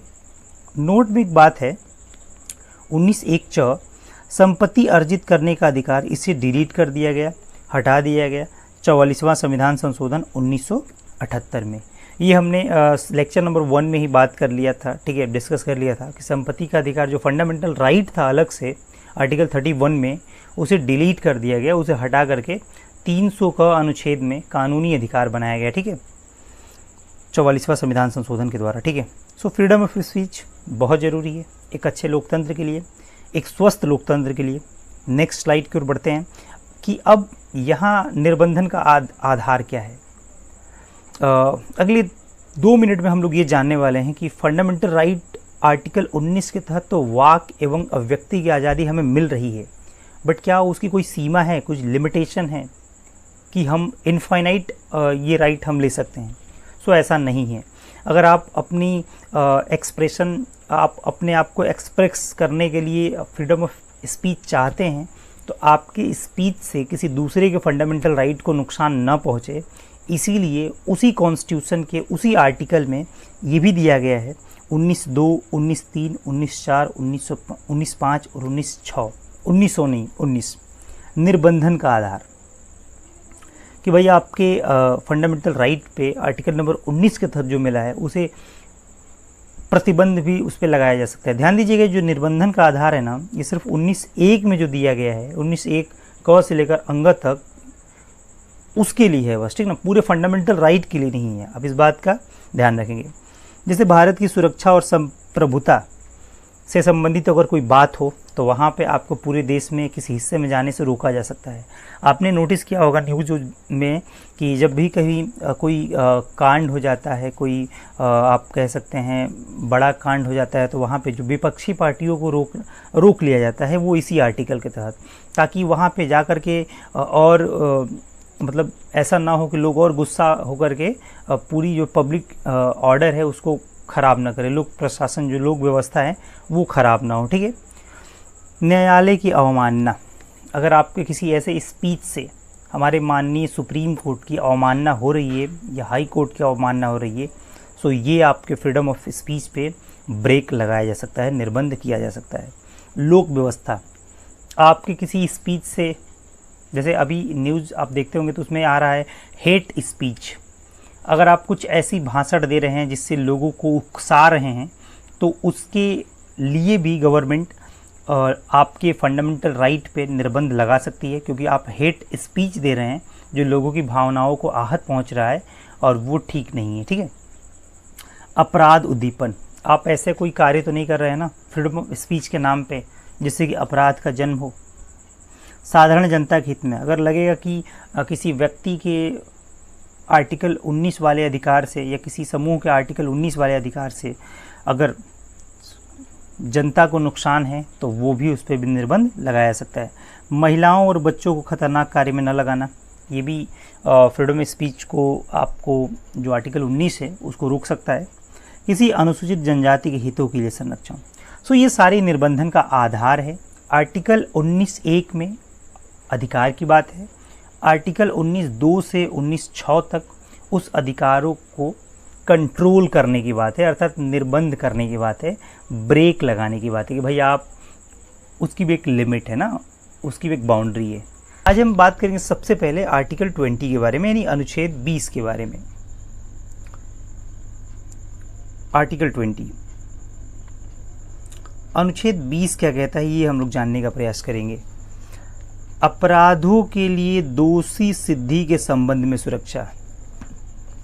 देखिए कॉन्स्टिट्यूशन की कितनी खूबसूरती यहाँ पे आपको देखने को मिलेगा कि हमारा कॉन्स्टिट्यूशन, भारत का संविधान, दुनिया का सबसे बड़ा लिखित संविधान, दुनिया का सबसे बड़ा लोकतांत्रिक देश इंडिया, यहाँ के कॉन्स्टिट्यूशन में जो दोषी है, जिस पे कोई अपराध मतलब सिद्ध हो गया है, तो उसके लिए भी कॉन्स्टिट्यूशन में उसके लिए भी फंडामेंटल राइट की बात करता है हमारा ये कॉन्स्टिट्यूशन। भारत का कॉन्स्टिट्यूशन में अगर भारत को अगर आपको जानना है तो भारत का कॉन्स्टिट्यूशन को जानना पड़ेगा। इंडियन कॉन्स्टिट्यूशन बहुत वास्ट है और उसी में आपको जो मनुष्य है, जो नॉर्मल है, जो अपनी जीवन जी रहा है, उसके लिए तो फंडामेंटल राइट की बात कर ही रहा है ये कॉन्स्टिट्यूशन, लेकिन उस व्यक्ति के बारे में भी बात कर रहा है, उस व्यक्ति के अधिकार की भी चिंता है भारत के संविधान की, जो दोषी है, जो किसी अपराध के तहत उसे सज़ा दिया गया है, उसके अधिकार की भी बात करता है हमारा इंडियन कॉन्स्टिट्यूशन। ये जानने का प्रयास करते हैं अपराधों के लिए दोष सिद्धि के संबंध में सुरक्षा गया है। इसके 3 सब सेक्शन है। 20(1) क्या कहता है, आर्टिकल 21 क्या कहता है, भूतलछी दंडित विधियों से संरक्षक। इसका मतलब क्या है? इसका मतलब वर्तमान कानून से सजा। मतलब मान लेते हैं कि कोई व्यक्ति आज से 5 साल पहले क्राइम किया हो, ठीक है, और उसे सज़ा आप 5 साल बाद दे रहे हैं, तो हो सकता है उस क्राइम के लिए पहले दूसरा कानून होगा और अब दूसरा कानून है। तो इसका मतलब ये है कि जो आप उसे सज़ा देंगे ना, वो उसके क्राइम के समय के अनुसार देंगे। जैसे एग्जाम्पल है कि एक व्यक्ति ने चोरी किया, तो चोरी किया उस समय आपने कानून बनाया कि जो चोरी करेगा उसे हम 3 महीने का 3 मंथ का, ये जस्ट एग्जाम्पल है, ठीक है, 3 महीने का हम लोग जेल डालेंगे उसे। बट आपने क्या किया, उसने कानूनी लड़ाई लड़ा और 6 साल बाद मतलब जाहिर हुआ कि वो चोर सही में था, वो उसने ही चोरी की थी। तो अब जो 6 साल बाद आप उसको सज़ा देंगे, तो अब तो कानून बन गया है कि उसे 10 साल की सज़ा होगी। तो इस कानून से आप नहीं सज़ा देंगे। जो उसने जब क्राइम किया था, जो उस समय कानून था, उसके वर्तमान में जो कानून था, जो उस क्राइम किया था उस प्रेजेंट टाइम में जो कानून था, उसके अकॉर्डिंग आप उसे सज़ा देंगे। मेरे ख्याल से आप ये चीज़ समझ गए होंगे। ये वेरी सिंपल आर्टिकल है, ठीक है। भूतलछी दंडित विधियों से संरक्षण, मतलब जब क्राइम हुआ है उसके समय के अनुसार, उस समय में जो कानून नियम था उसके अकॉर्डिंग उसे सज़ा देना है। आप बाद के कानून के अनुसार उसे सज़ा नहीं दे सकते हैं, या पहले के कानून के अनुसार उसे सज़ा नहीं दे सकते हैं, ठीक है। ये 20(1) कहता है। अगर 20(2) की हम बात करें तो 20(2) कहता है, आर्टिकल 22 कहता है दोहरे दंड से संरक्षण। कि भैया ऐसा ना हो कि केवल न्यायिक दंड, विभागीय व प्रशासनिक दंड नहीं। न्यायिक दंड का मतलब जो सिविल न्यायालय होता है, सिविलियंस होते हैं, उनके लिए बात किया गया है, विभागीय व प्रशासनिक नहीं। मतलब सीधी सी बात ये है कि आपने एक व्यक्ति को गिरफ्तार किया 2005 में और आप उसे 10 साल बाद कह रहे हैं कि आप अब तुम्हें फांसी की सज़ा दी जाएगी, या 20 साल बाद आप कह रहे हैं कि आपको फांसी की सज़ा दी जाएगी। जैसे 2005 में आपने गिरफ्तार किया और 2025 में आप घोषणा कर रहे हैं कि उस व्यक्ति को फांसी की सज़ा दी जाएगी उसके क्राइम के लिए। तो अब ये कहीं ना कहीं सोचनीय बात है कि उसने 20 साल तो जेल में गुजारा ना, अब आप उसे फांसी की सज़ा देंगे तो ये कहीं ना कहीं उसके क्राइम के लिए दोहरी सज़ा हो गई। तो यही है दोहरे दंड से संरक्षण, ठीक है ना। सो ये ध्यान रखेंगे। आर्टिकल 22 सब सेक्शन कहता है कि आप किसी भी मुजरिम को, किसी भी दोषी को दोहरा दंड नहीं दे सकते हैं। कि आप एक तो उसे 20 साल की मान लेते हैं सज़ा, 20 साल सज़ा नहीं हुआ है, बेसिकली कानूनन लड़ाई में उसे 20 साल आप जेल रखते हैं। बाद में उसके खिलाफ जब साबित होता है कि हाँ वही दोषी है वास्तव में उस क्राइम का, तो आप फैसला देते हैं कि नहीं, इसे फांसी की सज़ा दी जाएगी। तो ये उस व्यक्ति के अधिकारों से अन्याय है। भले ही दोषी है तो क्या हुआ, इंसान है, गलती किया है, ये सही बात है कि उसने गलती किया है जो बहुत गलत है, बट उसे भी तो अधिकार है ना कुछ, जो हमारा इंडियन कॉन्स्टिट्यूशन कहता है, आर्टिकल 20 कहता है। तो आप उसे दोहरा सज़ा नहीं दे सकते हैं, ये आप ध्यान रखना है। ये केवल न्यायिक दंड में हो सकता है और विभागीय व प्रशासनिक दंड में नहीं होता है, ठीक है। 20 का 3 सबसेक्शन कहता है कि अपने ही विरुद्ध गवाही देने से संरक्षण। जैसे आपने किसी व्यक्ति को पकड़ा किसी जुर्म में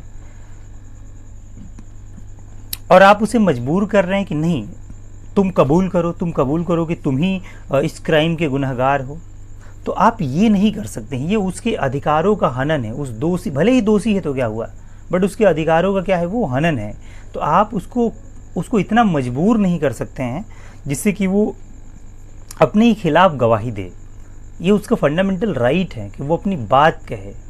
आप उसे मजबूर नहीं कर सकते हैं कि वो अपने ही विरुद्ध गवाही दे कि हाँ मैंने ये क्राइम किया है और मुझे सज़ा दे दी जाए, ठीक है ना। सो ये आर्टिकल 20 रहा। अगर हम लोग बात करें आर्टिकल 21 की, तो आर्टिकल 21 कहता है 21, ये सबसे बड़ा कॉन्स्टिट्यूशन की, ये सबसे बड़ा फंडामेंटल राइट है। इसमें इतनी व्यापकता है कि अगर मैं एग्जाम्पल देने लगूँ तो आप थक जाएंगे। आइए देखते हैं क्या क्या है। प्राण एवं दैहिक स्वतंत्रता से संरक्षण। भाई भले ही कोई अमीर घर में पैदा हुआ है या गरीब घर में पैदा हुआ है, कॉन्स्टिट्यूशन ये नहीं मानता है इंसान है बस इतना ही काफ़ी है। सभी को जिंदा रहने का अधिकार देता है, अपनी प्राण को बचाए रखने का अधिकार देता है। प्राण एवं दैहिक स्वतंत्रता से संरक्षण। नोट में 2 केसेस में आपको एग्जाम्पल मिलूंगा जिससे कि आपको इस आर्टिकल को व्यापक रूप में समझने में मदद मिलेगा। उम्मीद है स्टूडेंट आप इन लेक्चर सीरीज़ को देखने के साथ साथ पेन और पेपर लेकर के नोट डाउन भी कर रहे होंगे, बिकॉज ये स्लाइड बहुत इंपॉर्टेंट है। हमने 2-3 किताबों को खंगाल करके ये नोट्स प्रिपेयर करा है जिससे कि आप बहुत बेहतर तरीके से प्रिपेयर करके एग्ज़ाम में अच्छा स्कोर आप कर सकते हैं। सो नोट फर्स्ट में आप देखेंगे ए.के. गोपालन बनाम मद्रास राज्य 1950 की घटना है। इसमें ए.के. गोपालन ने कहा कि बेसिकली कंट्रोवर्सी मद्रास राज्य और ए.के. गोपालन में कि जीवन का अर्थ क्या है। जीवन का अर्थ ये जीवित रहना तक ही सीमित है। मतलब इसमें निष्कर्ष ये निकला सुप्रीम कोर्ट के द्वारा कि भाई जीवन जो है वो बस जीवित रहने तक ही सीमित है, बस जिंदा हैं आप, मिल रहा है आपको आर्टिकल 21 द्वारा राइट। बट एक और घटना हुआ 1978 में, मेनका गांधी बनाम भारत संघ 1978, याद रखेंगे। मेनका गांधी ने ये माना कि आप जीवन का अर्थ केवल जीवित रहना ही नहीं है। आप किसी व्यक्ति को तड़पा करके मार करके सिर्फ जिंदा रख रहे हैं तो ये क्या उसे अधिकार मिल रहा है? तो नहीं। जीवन का अर्थ ये नहीं है, जीवन जिंदा रहने का अर्थ ये नहीं है कि बस वो जिंदा रहे, बल्कि केवल जीवित रहना ही नहीं है, उसके बाद भी और उसके अधिकार हैं। जैसे इसमें मैंने कुछ नोट रखा है, निजता का अधिकार। हर व्यक्ति की अपनी प्राइवेसी होती है। नींद लेने का अधिकार, भाई सोने का अधिकार है। अगर आप हमारे सोने में नींद में खलल डाल रहे हैं तो ये हमारे फंडामेंटल राइट का हनन है।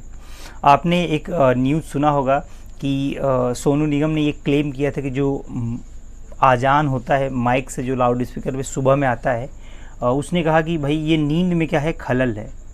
तो ये जो सुप्रीम कोर्ट का या हाई कोर्ट का फैसला आता है कि मंदिर और मस्जिद से माइक न बजाने की बेसिकली, या कम लाउड में बजाने की, तो ये इसी आर्टिकल के थ्रू आता है। आर्टिकल 21 में व्यक्तियों का, भारतीय नागरिकों का नींद लेने का अधिकार भी आपका प्राण एवं दैहिक स्वतंत्रता से संरक्षण के अंतर्गत ही है। विवाह करने का अधिकार, ये 2021 की यूपीएससी के एग्ज़ाम में सवाल आया था कि विवाह करने का अधिकार किस अनुच्छेद से संबंधित है। तो अनुच्छेद आपका 21, विदेश घूमने का अधिकार। हर व्यक्ति को विदेश जाने का अधिकार है। ऐसा नहीं है कि आप कोई व्यक्ति गरीब है या गांव से संबंधित है तो उसे आप नहीं जाने देंगे। विदेश जाने का अधिकार सभी को है। स्वस्थ रहने का अधिकार, ये भी आपका आर्टिकल 21 के अंतर्गत है। आप यहाँ देख सकते हैं विवाह करने का अधिकार हर व्यक्ति को है, कोई रोक नहीं सकता है। आप ये नहीं कह सकते हैं कि आपकी शादी तो नहीं होगी। गवर्नमेंट ये नहीं कह सकती है कि मिस्टर एक्स या फलाना व्यक्ति की शादी नहीं की जाएगी, कोई रोक नहीं सकता है। ठीक है, ये आर्टिकल 21 रहा। इतना आप नोट कर लेते हैं, समझ लेते हैं, सो सारे क्वेश्चन आपके इजीली हो जाएंगे बच्चों। ठीक है,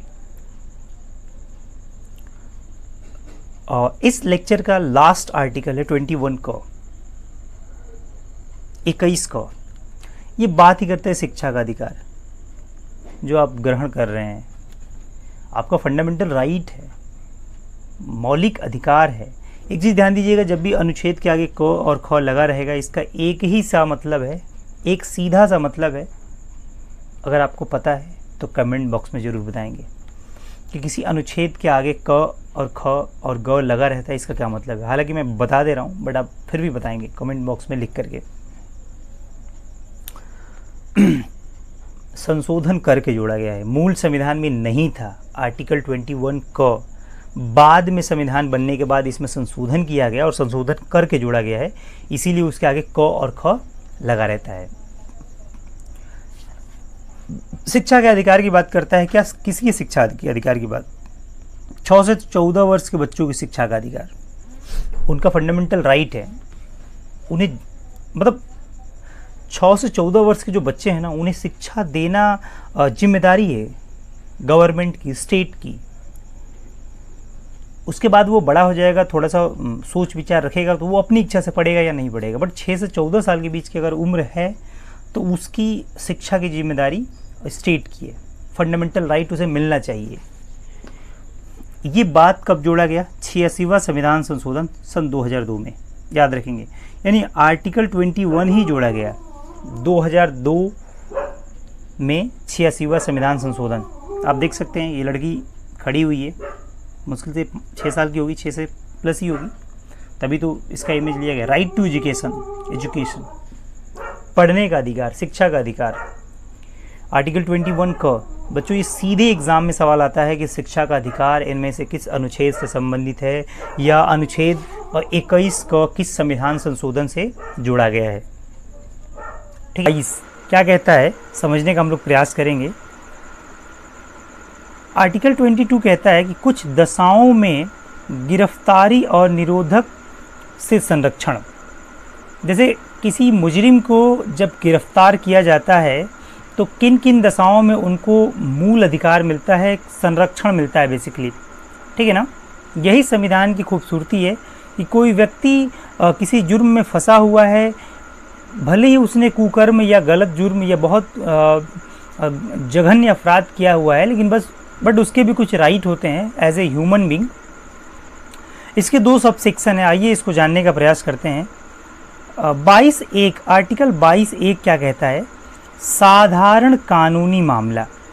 अगर उसने नॉर्मल अपराध किया हुआ है तो उसे साधारण कानूनी मामले के तहत गिरफ्तार किया जाएगा या उसे संरक्षण मिलेगा। ठीक है, अब अगर आर्टिकल 22(1) के तहत साधारण कानूनी मामला के तहत उसे गिरफ्तार किया गया है अगर प्रशासन के द्वारा, तो अब उसको क्या अधिकार मिलता है as a human being, as a Indian citizen.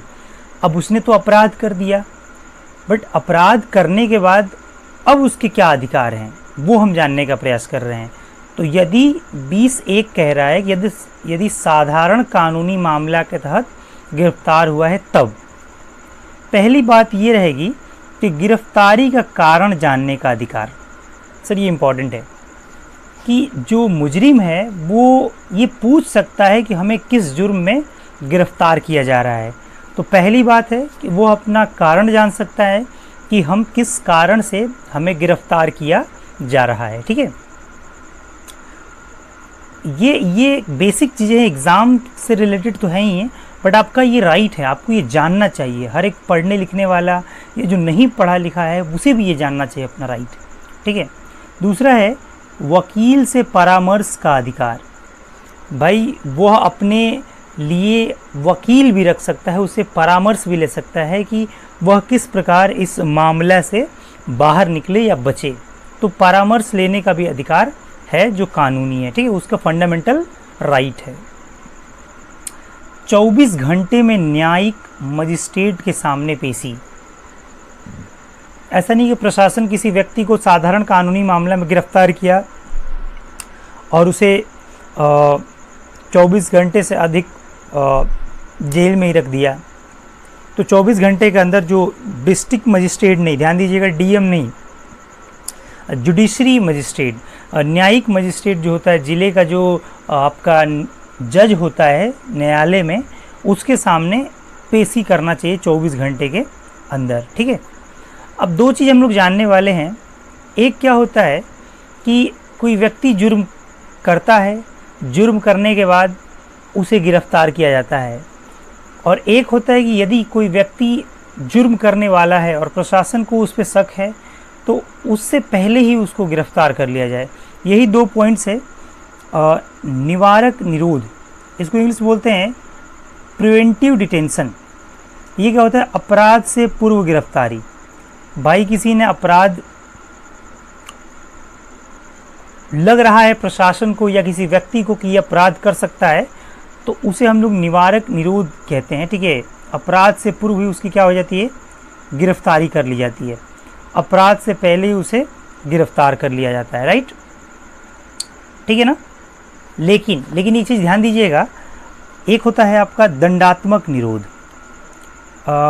पनिटिव detention, यानी सर अपराध के बाद गिरफ्तारी, ये मैक्सिमम देखने को मिलता है।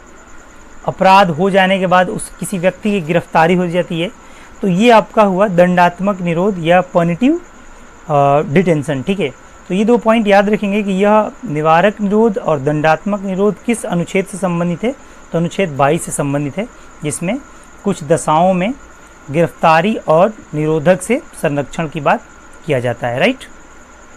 सो गाइज, उम्मीद है आपको ये आर्टिकल का 21 सेक्शन समझ में आया होगा। अब हम बात करते हैं आगे 22(2) क्या कहता है। आर्टिकल 2 के सब सेक्शन है 22(2). 22(2) की बात करें तो निवारक निवारक हिरासत के मामलों में अगर संबंधित, जैसे कोई होता है ना कि कोई साधारण मामला में नहीं फंसा है, आतंकवादी मसला या कोई जासूसी मसला या और भी कोई चीज़ें मसला अगर हो, तो निवारक हिरासत के मामले में उसे गिरफ्तारी की जाती है। ध्यान दीजिएगा, ये विदेशी शत्रु व निवारक नज़रबंदी को अधिकार नहीं है। जो अभी हमने ये आपको ये जो 3 कंडीशन बताए हैं कि एक गिरफ्तार व्यक्ति को ये 3 कंडीशन मिलते हैं, वो इस मामला में नहीं मिलेगा, वो आर्टिकल 22 के तहत नहीं मिलेगा। और स्पेशली विदेशी शत्रु हो और निवारक नज़रबंदी, इसके मामले में ये 3 जो कंडीशन है कि उसे अपने जुर्म का कारण जानने का अधिकार, वकील से परामर्श का अधिकार या जज के सामने 24 घंटे के अंदर पेशी का अधिकार, ये नहीं है। ये निवारक हिरासत का मामला पहले टाडा एक्ट था, ये मीसा एक्ट था, पोटा POTA पोटा एक्ट था, और मकोका, ये सारे पुराने हैं, ये सब निरस्त हो गए हैं अब, ठीक है। सब क्या हो चुके हैं? निरस्त हो चुके हैं। अब आपने नाम सुना होगा UAPA कानून, UAPA कानून जो आज के समय में है। और आप अगर UAPA का फुल फॉर्म जानते हैं तो प्लीज़ कमेंट बॉक्स में बताएं कि UAPA का फुल फॉर्म क्या होता है। UAPA कानून के तहत अगर किसी व्यक्ति को गिरफ्तार किया जाएगा तो पहले क्या था कि उसे 3 माह तक गिरफ्तार किया जा सकता था लगातार, मतलब 3 माह तक उसे जेल में रखा जाता था। ये जो 3 कंडीशन हम लोग पढ़े हैं, 24 घंटे के अंदर जज के सामने पेशी, वकील से परामर्श, ये सब इस केस के मामला में नहीं है, ठीक है ना। लेकिन एक चीज़ ध्यान दीजिएगा, उसे 3 महीने जेल में आप कंटिन्यू रख सकते हैं। लेकिन 1978 में क्या किया गया ना, 44वां संविधान संशोधन किया गया 1978 में। 44वां संविधान संशोधन, और ये 3 महीने से घटा करके इसकी जो टाइमिंग है वो 2 महीने कर दी गई कि अगर किसी व्यक्ति को आज के समय में या 1978 से पहले की अगर बात करें तो यूएपीए कानून के अंतर्गत अगर गिरफ्तार किया जाता था तो उसे 3 माह तक की उसकी गिरफ्तारी रहती थी, अर्थात सज़ा रहती थी, ठीक है। बट आज के टाइम में 1978 में संशोधन के बाद, 44वां संविधान संशोधन के बाद 2 माह तक ये कर दिया गया है कि 2 माह तक आप उसे गिरफ्तार रख सकते हैं, मतलब जेल में रख सकते हैं। और 44वां संविधान संशोधन से संविधान के बहुत सारे प्रावधान बदले गए हैं, लेकिन 42वां संविधान संशोधन जो 1976 में हुआ उससे भी कॉन्स्टिट्यूशन के ढेर सारे प्रोविज़न बदले गए हैं।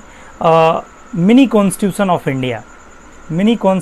इंडिया 42वें संविधान संशोधन को कहा जाता है, ठीक है। ये पॉइंट याद रखेंगे, हालांकि आगे ये आएगा तो हम लोग उसका डिस्कस करेंगे। सो आज के टाइम में बच्चों क्या है कि ये जो आप देख रहे हैं, मैंने अभी आपको डिस्कस किया, टाडा, मीसा, पोटा एंड मकोका, ये सारे कानून डिलीट कर दिए गए हैं, निरस्त कर दिए गए हैं। तो ये सारे प्रोविज़न हम लोगों को जानने की ज़रूरत नहीं है। जब आप लॉ की पढ़ाई करेंगे, स्पेशली वकालत की पढ़ाई करेंगे, तो इन कानून को आप अध्ययन करेंगे। सो अभी हम लोग कॉम्पिटिटिव एग्ज़ाम की प्रिपरेशन कर रहे हैं, सो उसके पॉइंट ऑफ व्यू से आप